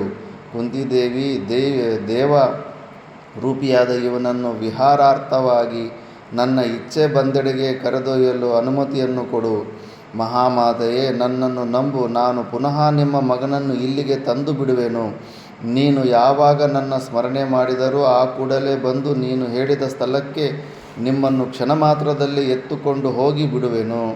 ಹಾದಿಯಲ್ಲಿ ಗಿರಿ, ದುರ್ಗ, ಹಳ್ಳ ಕೊಳ್ಳಗಳಿದ್ದರೂ ಸ್ವಲ್ಪವಾದರೂ ಅಪಾಯವಾಗದಂತೆ ಕರೆದೊಯ್ಯುವೆನು. ನೀವು ಯಾವುದಾದರೊಂದೆಡೆಗೆ ಶೀಘ್ರವಾಗಿ ಹೋಗಬೇಕೆಂದು ನಿಶ್ಚಯಿಸಿದಾಗ ನನ್ನ ಸ್ಮರಣೆಯನ್ನು ಮಾಡಿದರೆ ನಾನು ಬಂದು ನನ್ನ ಹೆಗಲಿನ ಮೇಲೆ ಕುಳ್ಳಿರಿಸಿಕೊಂಡು ಕ್ಷಣ ಮಾತ್ರದಲ್ಲಿ ನಿಮ್ಮನ್ನು ಆ ಸ್ಥಳಕ್ಕೆ ಬಿಡುವೆನು. ಹೆಚ್ಚು ಹೇಳಲೇಕೆ, ನಿನ್ನ ದಾಸಿಗೆ ದಾಸಿಯಾಗಿರುವೆನೆಮ್ಮ. ಆದರೆ ಭೀಮನು ಮಾತ್ರ ನನ್ನನ್ನು ಪರಿಗ್ರಹಿಸುವಂತೆ ಹೇಳು ತಾಯೇ. ಆಪತ್ಕಾಲದಲ್ಲಿ ಪ್ರಾಣವನ್ನು ಉಳಿಸಿಕೊಳ್ಳುವುದೊಂದೇ ಮಾನವನ ಮುಖ್ಯ ಧರ್ಮವಾಗಿರುತ್ತದೆ. ಆಪತ್ಕಾಲದಲ್ಲಿಯೂ ಧರ್ಮಗಳ ವಿವೇಚನೆಯನ್ನು ಮಾಡುತ್ತಾ ಕುಳಿತರೆ ಧರ್ಮ ಸಾಧನೆಗೆ ಕಾರಣಭೂತವಾದ ಶರೀರವೇ ಬಿದ್ದು ಹೋಗಬಹುದು. ಧರ್ಮವನ್ನು ಅನುಸರಣೆ ಮಾಡುವವರು ಆಪತ್ಕಾಲದಲ್ಲಿ ಪ್ರಾಣವನ್ನು ಉಳಿಸಿಕೊಳ್ಳಲು ಯಾವ ಉಪಾಯವನ್ನಾದರೂ ಅನುಸರಿಸಬಹುದೆಂದು ಹೇಳುತ್ತಾರೆ. ಆಕೆಯಿಬ್ಬರು ಸೂಸೈಡ್ ಮಾಡ್ಕೊಂಡ್ಬಿಡ್ತೀನಿ ಅಂತ ಹೆದರಿಸ್ತಾ ಇದ್ದಾಳೆ. ಇಲ್ಲ ಅಂತಂದ್ರೆಗೇನೆ ಒಂದು ಪ್ರಾಣ ಹೋಗ್ಬಿಡುತ್ತೆ. ಅಂಥ ಸಮಯದಲ್ಲಿ ಆ ಪ್ರಾಣನ ಉಳಿಸೋದಕ್ಕೆ ಏನು ಮಾಡಬೇಕು ಅದನ್ನು ಅದೇ ಯುಕ್ತಿಯುಕ್ತವಾಗಿರುತ್ತೆ. ಆಪತ್ಕಾಲದಲ್ಲಿಯೂ ಇಲ್ಲಿ ಟೀಕಾಕಾರರು ಸ್ವಲ್ಪ ವಿಚಾರ ಮಾಡ್ತಾರೆ. ಹಿಡಿಂಬೆಯ ಇಂಗಿತವು ಹೀಗಿದ್ದಿರಬಹುದು. ಭೀಮನೊಡನೆ ಸೇರಬೇಕಾದದ್ದು ಅವಳ ಧರ್ಮ. ಮನಸ್ಸಿನಲ್ಲಿ ಪತಿಯೆಂದೇ ವರಿಸಿದ ನಂತರ ಹೇಗಾದರೂ ಮಾಡಿ ಅವನೊಡನೆ ಸೇರಲೇಬೇಕು. ಹೇಗೆ ಸೇರುವುದು? ಮೂಡಲೆಂದಾದರೂ ಭಾವಿಸಿ, ದಾಸಿಯೆಂದಾದರೂ ಭಾವಿಸಿ ಎಂದೇ ಹಿಡಿಂಬೆಯು ಹೇಳುತ್ತಾಳೆ. ನಿಮ್ಮನ್ನು ಹೊತ್ತು ಎಲ್ಲಿಗೆ ಬೇಕಾದರೂ ಕರೆದೊಯ್ಯುವೆನು ಎಂದು ಹೇಳಿ ತಾನು ದಾಸಿಯ ಕಾರ್ಯವನ್ನು ಹೇಗೆ ಮಾಡುವನೆಂಬುದರ ನಿರೂಪಣೆಯನ್ನು ಕೊಡುತ್ತಾಳೆ. ಆದ್ದರಿಂದ ಧರ್ಮಾನುಸರಣೆಯನ್ನು ಮಾಡುವಾಗ ಅಥವಾ ಧರ್ಮ ಕಾರ್ಯವನ್ನು ನಿರ್ವಹಿಸಬೇಕಾಗಿರುವ ಮಧ್ಯೆ ಅನುಸರಿಸಬೇಕಾಗಿರುವ ಮಾರ್ಗಗಳು ಸಾಧುವೇ ಎಂದು ಯೋಚಿಸಬೇಕಾದ ಕಾರಣವಿಲ್ಲ. ಮತ್ತು ಪುಣ್ಯವೇ ನಮ್ಮ ಪ್ರಾಣವನ್ನು ಉಳಿಸುವುದು. ಪುಣ್ಯಕ್ಕೆ ಪ್ರಾಣದ ಎಂದೂ ಹೆಸರಿದೆ. ಪ್ರಾಣದ ಅಂತ ಹೆಸರು ಪುಣ್ಯಕ್ಕೆ. ಆದುದರಿಂದ ಧರ್ಮಾಚರಣೆಗೆ ಅನುಸರಿಸುವ ಯಾವುದೇ ಮಾರ್ಗವೂ ನಿಂದ್ಯವಲ್ಲ. ಯುಧಿಷ್ಠಿರನಿಗೂ ಹಿಡಿಂಬೆಯ ಹೇಳಿದ ಮಾತುಗಳು ಸರಿ ಎನಿಸಿದವು. ಅಂತೆಯೇ ಅವಳನ್ನು ಕುರಿತು ಹೇಳಿದನು. ಹಿಡಿಂಬೆ, ನೀನು ಹೇಳುವುದೆಲ್ಲವೂ ನಿಶ್ಚಯ, ಇದರಲ್ಲಿ ಸಂಶಯ ಲೇಷವೂ ಇಲ್ಲ. ನಿನ್ನ ಆಶಯದಂತೆ ಭೀಮನನ್ನು ನೀನು ಪತಿಯನ್ನಾಗಿ ಪಡೆಯಬಹುದು. ಭೀಮನು ಸ್ನಾನ ಸಂಧ್ಯಾದಿಗಳನ್ನು ಮಾಡಿ ಪರಿಶುದ್ಧನಾಗಿ ನಿನ್ನೊಡನೆ ಬರುವನು. ಸಾಯಂಕಾಲದವರೆಗೆ ನೀನವನನ್ನು ಎಲ್ಲಿಗೆ ಬೇಕಾದರೂ ಕರೆದೊಯ್ದು ವಿಹರಿಸಬಹುದು. ಆದರೆ ರಾತ್ರಿಯ ವೇಳೆಗೆ ಇವನನ್ನು ಇಲ್ಲಿಗೆ ಕರೆತಂದು ಬಿಡಬೇಕು. ಯುಧಿಷ್ಠಿರನ ಮಾತಿಗೆ ಭೀಮನು ಒಪ್ಪಿ ಹಿಡಿಂಬೆಯನ್ನು ಕುರಿತು ಹೇಳಿದನು. ಹಿಡಿಂಬೆ, ನಮ್ಮಣ್ಣನ ಮಾತನ್ನು ನಾನು ಸಮ್ಮತಿಸುವೆನು. ಆದರೆ ನನ್ನದು ಒಂದು ನಿಬಂಧನೆ ಇದೆ. ಅದಕ್ಕೆ ನೀನು ಒಪ್ಪುವುದಾದರೆ ಮಾತ್ರವೇ ನಿನ್ನೊಡನೆ ಬರಲು ಸಾಧ್ಯವಾದೀತು. ನಿನ್ನಲ್ಲೊಬ್ಬ ಮಗನು ಹುಟ್ಟುವವರೆಗೆ ಮಾತ್ರವೇ ನಾನು ನಿನ್ನ ಜೊತೆಯಲ್ಲಿರುವೆನು. ಆಗಬಹುದೇ? ಮಂದಹಾಸಪೂರ್ಣವಾದ ಮುಖಭಾವದಿಂದಲೇ ಹಿಡಿಂಬೆಯು ಭೀಮನ ಮಾತಿಗೆ ಒಪ್ಪಿಗೆಯನ್ನಿತ್ತಳು. ಭೀಮನನ್ನು ಬೆನ್ನ ಮೇಲೆ ಕುಳ್ಳಿರಿಸಿಕೊಂಡು ಕ್ಷಣ ಮಾತ್ರದಲ್ಲಿ ಆಕಾಶಕ್ಕೆ ಹಾರಿದಳು. ಪರ್ವತದ ತಪ್ಪಲುಗಳಲ್ಲಿ, ದೇವತೆಗಳು ಸಂಚರಿಸುವ ಗಿರಿ ಗುಹೆಗಳಲ್ಲಿ, ಮೃಗಪಕ್ಷಿಗಳು ನಿಬಿಡವಾದ ಸುಂದರ ಕಾನನ ಪ್ರದೇಶಗಳಲ್ಲಿ ಯಥೇಚ್ಛವಾಗಿ ವಿಹರಿಸಿದಳು. ಪರಮ ಸುಂದರ ರೂಪವನ್ನು ತಾಳಿ ಸರ್ವಾಭರಣಗಳನ್ನು ಧರಿಸಿ ಪಾಂಡುಪುತ್ರನೊಡನೆ ರಮಿಸಿದಳು.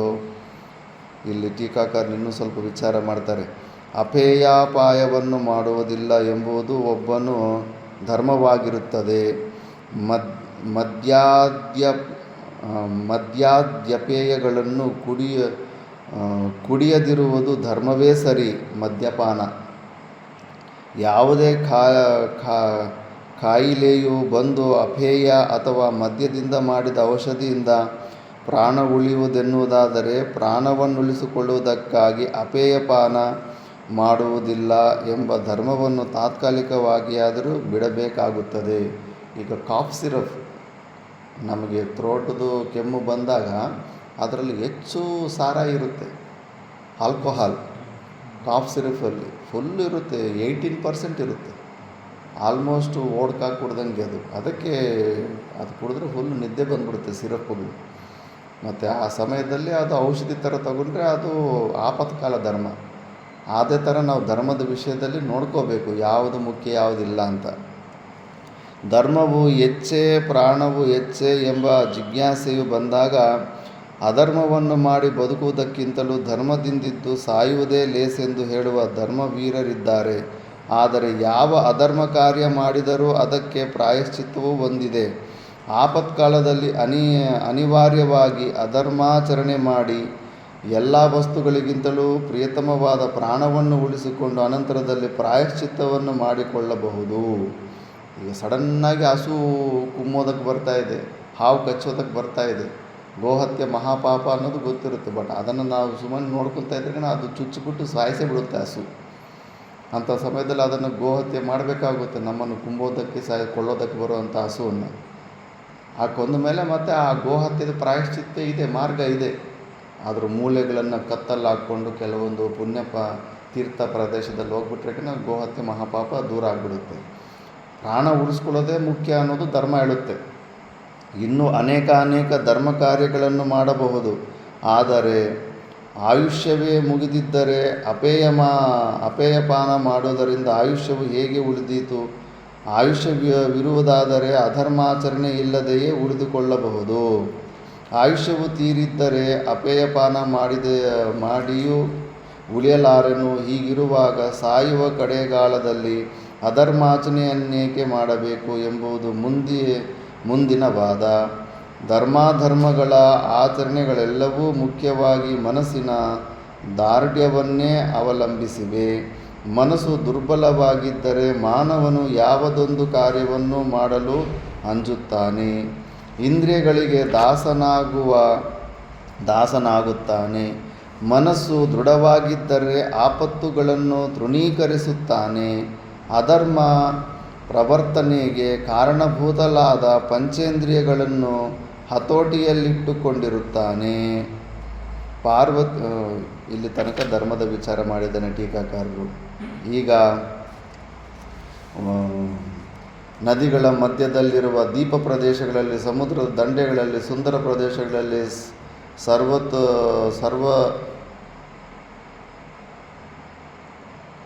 ಸರ್ವಋತುಗಳಲ್ಲಿ ಅಂದರೆ ಸರೋವರಗಳಲ್ಲಿ ಫಲಗಳನ್ನು ಸರ್ವ ಋತುಗಳಲ್ಲಿ ಫಲಗಳನ್ನು ಬಿಡುವ ವಿಚಿತ್ರವಾದ ವನಗಳಲ್ಲಿ ಕೆಲವೊಂದು ಗಿಡಗಳಿರ್ತವೆ, ವರ್ಷ ಪೂರ್ತಿ ಹಣ್ಣು ಕೊಡ್ತಾ ಇರ್ತವೆ. ಕೆಲವೊಂದು ಹೂವಿನ ಗಿಡನೂ ಇರ್ತವೆ, ವರ್ಷ ಪೂರ್ತಿ ಹೂ ಕೊಡ್ತಾ ಇರ್ತವೆ. ಮಿಕ್ಕಿದ್ದೆಲ್ಲ ಇಲ್ಲ, ಕೇವಲ ಸೀಸನ್ ಬಂದಾಗ ಮಾತ್ರ ಹಣ್ಣು ಕೊಡ್ತಾ ಇರ್ತವೆ.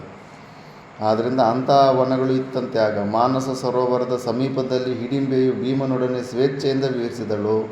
ಮಾನಸ ಸರೋವರ ಕೂಡ ಹೋಗ್ಬಿಟ್ಟಿದ್ದಾರೆ. ಈಗ ಮಾನಸ ಸರೋವರ ಹೋಗಿ ಬರಬೇಕಂದ್ರೆ 4 ಲಕ್ಷ ಖರ್ಚಾಗುತ್ತೆ. ಮಿನಿಮಮ್ 1 ಲಕ್ಷ, ಸಾಧುಗಳಿಗಾದರೆ 1 ಲಕ್ಷ ಖರ್ಚಾಗುತ್ತೆ. ಸ್ವಲ್ಪ ದಿವಸಗಳು ಕಳೆದ ನಂತರ ಹಿಡಿಂಬೆಯು ಗರ್ಭಧಾರಣೆ ಮಾಡಿ ಒಡನೆಯೇ ಬಹಳ ಬಲಶಾಲಿಯಾದ ಮಗನನ್ನು ಪ್ರಸವಿಸಿದಳು. ಹುಟ್ಟಿದ ಮಗುವು ಒಡನೆಯೇ ದೊಡ್ಡದಾಗಿ ಬೆಳೆಯಿತು. ವಿರೂಪವಾದ ಕಣ್ಣುಗಳು, ವಿಶಾಲವಾದ ಮುಖ, ಶಂಕುಗಳಂತಿದ್ದ ಕಿವಿಗಳು, ಕೆಂಪಾದ ತುಟಿಗಳು, ತೀಕ್ಷ್ಣವಾಗಿದ್ದ ಕೋರೆ ದಾಡೆಗಳು, ಸ್ಥೂಲವಾದ ಶರೀರ, ಬೋಳು ತಲೆ, ಇಂತಹ ಲಕ್ಷಣಗಳಿಂದ ಕೂಡಿದ್ದ ಹಿಡಿಂಬ ಪುತ್ರನು ನೋಡಲು ಬಹಳ ಭಯಂಕರನಾಗಿ ಕಾಣುತ್ತಿದ್ದನು. ಹುಟ್ಟಿದಾಗಲೇ ಅವನು ಸಕಲ ಮಾಯಾವಿದ್ಯೆಗಳಲ್ಲಿಯೂ ನಿಷ್ಣಾತನಾಗಿದ್ದನು. ಧನುರ್ವಿದ್ಯೆಯಲ್ಲಿ ಅಪ್ರತಿಮನಾಗಿದ್ದನು. ಉದ್ದವಾದ ಮೂಗಿನಿಂದಲೂ ವಿಶಾಲವಾದ ವಕ್ಷಸ್ಥಳದಿಂದಲೂ ಬಹಳ ಎತ್ತರವಾಗಿದ್ದ ಜಾನು ಗುಲ್ಫಾಂತರ ಪ್ರದೇಶಗಳಿಂದಲೂ ಅತಿಯಾದ ಪರಾಕ್ರಮದಿಂದಲೂ ಗಾಳಿಗಿಂತಲೂ ಮಿಗಿಲಾದ ಗಮನಶಕ್ತಿಯಿಂದಲೂ ಕೂಡಿದ್ದ ಆ ಬಾಲಕನು ಭಯಂಕರ ರಾಕ್ಷಸನಂತೆ ಕಾಣುತ್ತಿದ್ದನೇ ಹೊರತು ಅವನು ಮಾನವನಿಂದ ಜನ್ಮ ತಾಳಿದ್ದರೂ ಅವನ ಆಕಾರ ಮತ್ತು ಪರಾಕ್ರಮಗಳು ಅತಿ ಮಾನುಷ್ಯವಾಗಿದ್ದವು. ಪಿಶಾಚ ಗುಹ್ಯಕರುಗಳನ್ನು ಮೀರಿಸುವಂತಿದ್ದು. ಹುಟ್ಟಿದ ಒಂದು ಗಳಿಗೆಯಲ್ಲೇ ಆ ಶಿಶುವು ಬಾಲ್ಯ ಕೌಮಾರಾವಸ್ಥೆಗಳನ್ನು ದಾಟಿ ಯೌವನವನ್ನು ಹೊಂದಿತು.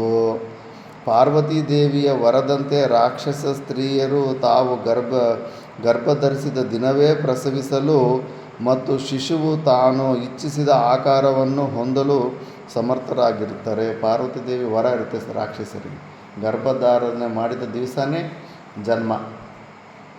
ಈಗೆಲ್ಲ ಕೆಲವರು ಸಿನಿಮಾದಲ್ಲೂ ಕೂಡ ಈ ಐಡಿಯಾಗಳನ್ನು ಸಿನಿಮಾಗಳಲ್ಲಿ ತೋರಿಸ್ತಾ ಇದ್ದಾರೆ. ನಮ್ಮ ಶಾಸ್ತ್ರದಲ್ಲಿತ್ತು. ಕೆಲವೊಂದು ಎಲ್ಲರೂ ಮನುಷ್ಯರು ಯೋನಿಗಳ ಥರ ಇರೋದಿಲ್ಲ. ಕೆಲವೊಂದು ಯೋನಿದಲ್ಲಿ ಹಂಗೆ ಫಾಸ್ಟಾಗಿ ಕೆಲಸ ಆಗಿಬಿಡುತ್ತೆ. ಗರ್ಭಧಾರಣೆ ಮಾಡಿದ ದಿವಸನೇ ಅವನು ಅಷ್ಟು ಹೊಟ್ಟೆ ಟಕ್ ಅಂತ ದೊಡ್ಡವನಾಗಿ ಟಕ್ ಅಂತ ಹೊರಗಡೆ ಬಂದುಬಿಡ್ತಾನೆ. ಆ ಥರ ವ್ಯಾಸ ಮಹರ್ಷಿ ಕೂಡ ಹಂಗೆ ಆಗಿರುತ್ತೆ. ಮತ್ತು ಬೋಳು ತಲೆಯ ಭೀಮನ ಮಗನು ಒಡನೆಯೇ ತಾಯಿಯ ಪಾದ ಕಮಲಗಳನ್ನು ಮುಟ್ಟಿ ನಮಸ್ಕರಿಸಿ ತಂದೆಯಾದ ಭೀಮನಿಗೂ ಅಭಿವಾದನ ಮಾಡಿದನು. ಸುಪ್ರೀತರಾದ ತಂದೆ ತಾಯಿಗಳು ಮಗನಿಗೆ ನಾಮಕರಣವನ್ನು ಮಾಡಿದರು. ಮಣ್ಣಿನ ಗಡಿಗೆಯ ಅಡಿಭಾಗದಂತೆ ಬೋಳಾಗಿಯೂ ನುಣುಪಾಗಿಯೂ ಇವನ ತಲೆ ಇದೆ ಎಂದು ಮಗುವಿನ ತಾಯಿಯು ನುಡಿದುದರಿಂದ ಇವನನ್ನು ಘಟೋತ್ಕಚ, ಘಟ ಅಂದರೆ ಕುಂಡ, ಕಚ ಅಂದರೆ ಗಡಿಗೆಯಂತೆ ಬೋಳು ತಲೆಯುಳ್ಳವನು ಎಂದು ಕರೆದರು. ಅಸ್ಯ ಘಟಃ, ಇವನ ತಲೆಯು ಉತ್ಕಚ್ಚಃ, ಕೇಶರಹಿತವಾಗಿದೆ. ಆಶ್ಚರ್ಯ, ಆದುದರಿಂದ ಘಟೋತ್ಕಚ ಅಂತ ಅರ್ಥ. ಈ ರೀತಿಯಲ್ಲೂ ವ್ಯಾಖ್ಯಾನಕಾರರು ಅರ್ಥ ಮಾಡಿರುತ್ತಾರೆ. ಸಂಸ್ಕೃತದಲ್ಲಿ ಯಾವುದೇ ಹೆಸರಿಟ್ಟರೆ ಆ ಲಕ್ಷಣಗಳನ್ನು ನೋಡಿ ಹೆಸರಿಡ್ತಾರೆ. ಪುತ್ರನು ಜನನವಾದ ನಂತರ ಹಿಡಿಂಬೆಯು ಭೀಮನನ್ನು ಅಗಳುವ ಕಾಲವು ಸನ್ನಿಹಿತವಾಯಿತೆಂದು ಭಾವಿಸಿದಳು.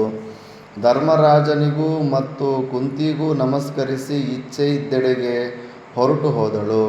ಅನಂತರ ಘಟೋತ್ಕಚನು ಕೂಡ ಎಲ್ಲರಿಗೂ ನಮಸ್ಕರಿಸಿ ಹೇಳಿದನು, ಪೂಜ್ಯರೇ, ನಾನು ತಮಗೆ ಯಾವ ಕಾರ್ಯವನ್ನು ಮಾಡಿಕೊಡಲಿ, ನಿಸ್ಸಂಕೋಚವಾಗಿ ಹೇಳಿರಿ. ಕುಂತಿಯು ಮೊಮ್ಮಗನ ಮಾತುಗಳನ್ನು ಕೇಳಿ ಸಂತೋಷಭರಿತಳಾಗಿ ಹೇಳಿದಳು, ಮಗು, ನೀನು ಕುರುವಂಶ ಸಂಭೂತನಾಗಿರುವೆ, ನಿಮ್ಮ ತಂದೆಯಂತೆಯೇ ಪರಾಕ್ರಮವನ್ನು ಪಡೆದಿರುವೆ. ನನ್ನ 5 ಮಕ್ಕಳಿಗೂ ನೀನೇ ಜ್ಯೇಷ್ಠಪುತ್ರನು. ಆದ್ದರಿಂದ ಮುಂದೆ ನೀನು ಸಮಯಗಳಲ್ಲಿ ಸಹಾಯ ಮಾಡಬೇಕು. ಪಿತಾಮಹಿಯ ಮಾತುಗಳನ್ನು ಕೇಳಿದ ಘಟೋತ್ಕಚನು ಕುಂತಿಗೆ ವಿನಯಪೂರ್ವಕವಾಗಿ ನಮಸ್ಕರಿಸಿ ಹೇಳಿದನು, ತಾಯೇ, ರಾವಣ ಮತ್ತು ಅವನ ಮಗನಾದ ಇಂದ್ರಜಿತ್ ಇವರಿಗೆ ಸಮಾನವಾದ ಶರೀರದಾಢ್ಯ ಮತ್ತು ಪರಾಕ್ರಮವುಳ್ಳ ನಾನು ಈ ಲೋಕದಲ್ಲಿ ಮಾನವರಿಗಿಂತಲೂ ಅಧಿಕನಾಗಿರುತ್ತೇನೆ. ಅಷ್ಟು ಬಲಶಾಲಿಯಾಗಿರ್ತಾನೆ ಸಾಮಾನ್ಯ ಮಾನವರಿಗಿಂತ. ನೀವು ನೆನೆದಾಗ ನಾನು ಸಿದ್ಧನಾಗಿ ಬರುವೆನು. ದುರ್ಯೋಧನನಿಗೆ ಉಚ್ಚೆ ಮಾಡಿಸ್ಬಿಡ್ತಾನೆ ಮಹಾಭಾರತ ಯುದ್ಧದಲ್ಲಿ. ದುರ್ಯೋಧನ ಎಷ್ಟು ಹೆದರ್ಕೊಂಡ್ಬಿಡ್ತಾನೆ ಅಂದರೆ ಕೃಷ್ಣನೇ ಹೇಳ್ಕೊಟ್ಟಿರ್ತಾನೆ, ಜಾಸ್ತಿ ದುರ್ಯೋಧನ ಮುಂದೆನೇ ಹೋಗಿ ಯುದ್ಧ ಮಾಡು ಅಂತ. ಏನು ಹಿಂಗೆ ಮಳ್ಕೊಂಡು ಹಿಂಗೆ ಹೊರಲು ಬಿಟ್ಟರೆ ಕೆಳಗಡೆ ಇರೋರೆಲ್ಲ ಚಟ್ನಿ ಆಗಿಬಿಡ್ತಾ ಇರ್ತಾರೆ ಯುದ್ಧದಲ್ಲಿ. ಇವನು ಇವತ್ತೇ ನಮ್ಮನ್ನೆಲ್ಲರೂ ಮುಗಿಸ್ಬಿಡ್ತಾನೆ ಅಂದ್ಬಿಟ್ಟು ದುರ್ಯೋಧನ ಹೆದರ್ಕೊಂಡು ಹೋಗಿ ಕರ್ಣನ ಫೋರ್ಸು ಮಾಡಿ ಮಾಡಿ ಮಾಡಿ ಅಮೋಘ ಶಕ್ತಿನ ವೇಸ್ಟ್ ಮಾಡಿಸ್ಬಿಡ್ತಾನೆ. ಅಮೋಘ ಶಕ್ತಿಯನ್ನು ಬಿಟ್ಟು ನಾನು ಸಾಯಿಸು, ನೀನು ಇಲ್ಲ ಇದು ಅರ್ಜುನನ ಕೊಳ್ಳೋದಕ್ಕೆ ಇಟ್ಕೊಂಡಿದ್ದೀನಿ, ಇದಿಲ್ಲ ಅಂದರೆ ಅರ್ಜುನನ ಕೊಳ್ಳೋದು ಕಷ್ಟ ಆಗುತ್ತೆ ಅಂತ ಹೇಳ್ತಾನೆ. ಅಯ್ಯೋ, ಇವತ್ತು ಸಾಯಂಕಾಲ ತನಕ ನಾವು ಬದುಕಿದ್ರೆ ನೋಡೋಣ, ಇವತ್ತೇ ಮುಗಿಸ್ಬಿಡ್ತಾರೆ ಇದ್ದಾನೆ, ಫಸ್ಟು ಇವನನ್ನು ಸಾಯಿಸು ಅಂತ ಎದುರ್ಕೊಂಡು ವೇಸ್ಟ್ ಮಾಡಿಸ್ಬಿಡ್ತಾನೆ ಎಂದು ಹೇಳಿ ಪಾಂಡವರ ಅನುಮತಿಯನ್ನು ಪಡೆದು ರಾಕ್ಷಸ ಶ್ರೇಷ್ಠನಾದ ಘಟೋತ್ಕಚನು ಉತ್ತರ ದಿಕ್ಕಿನ ಕಡೆಗೆ ಹೊರಟು ಹೋದನು. ಜನಮೇಜಯ, ಘಟೋತ್ಕಚನ ಜನನದ ಕಾರಣವು ಬಹಳ ರಹಸ್ಯವಾಗಿರುವುದು. ಕರ್ಣನಿಗೆ ಇಂದ್ರನು ಒಂದು ಅಮೋಘವಾದ ಮತ್ತು ಅಪ್ರತಿಮವಾದ ಶಕ್ತ್ಯಾಯುಧವನ್ನು ಕೊಟ್ಟಿದ್ದನು. ಕರ್ಣನಿಗೆ ಆ ಆಯುಧವು ಎದುರಾಳಿಯೊಬ್ಬನನ್ನು ಕೊಲ್ಲದೆ ಬಿಡುವುದಿಲ್ಲವೆಂಬ ನಿಶ್ಚಯವಿತ್ತು. ಅರ್ಜುನನಿಗುಂಟಾಗುವ ಅಪಾಯವನ್ನು ತಪ್ಪಿಸುವ ಸಲುವಾಗಿ ಕರ್ಣನಿಗೆ ಪ್ರತಿಯೋಧನಾಗಲು ಇಂದ್ರನೇ ಘಟೋತ್ಕಚನ ಜನ್ಮಕ್ಕೆ ಕಾರಣನಾದನು. ಆ ಹಿಡಂಬಿ ಮನಸ್ಸಿನಲ್ಲೇ ಅದೊಂದು ವೃತ್ತಿನ ತರಿಸಿದ್ದು ಇಂದ್ರನೇ, ಇಂದ್ರಿಯಗಳ ರಾಜ ಇಂದ್ರನೇ. ಇಂದ್ರಿಯಗಳೆಲ್ಲ ಅಷ್ಟು ಚಲನಾತ್ಮಕ ಆಗ್ತಾಯಿದೆ ಅಂದರೆ ಇಂದ್ರನೂ ಆ ಥರ ಕೆಲಸ ಮಾಡಿಸ್ತಾ ಇದ್ದಾನೆ ಅಂತ. ಆದ್ದರಿಂದ ಅದು ಇಂದ್ರನೇ ತನ್ನ ಮಗನಾದ ಅರ್ಜುನ ಕಾಪಾಡ್ಕೋಬೇಕಂದ್ಬಿಟ್ಟು ಘಟೋತ್ಕಚನ ಜನ್ಮಕ್ಕೆ ಕಾರಣನಾಗಿರ್ತಾನೆ. ಮಿಕ್ಕಿದ್ದು ನಾವು ನೆಕ್ಸ್ಟ್ ಕ್ಲಾಸಲ್ಲಿ ನೋಡೋಣ. ಓಂ ಪೂರ್ಣಮದಃ ಪೂರ್ಣಮಿದಂ ಪೂರ್ಣಾತ್ ಪೂರ್ಣಮುದಚ್ಯತೆ ಪೂರ್ಣಸ್ಯ ಪೂರ್ಣಮಾದಾಯ ಪೂರ್ಣಮೇವಾವಶಿಷ್ಯತೆ. ಓಂ ಶಾಂತಿ ಶಾಂತಿ ಶಾಂತಿ.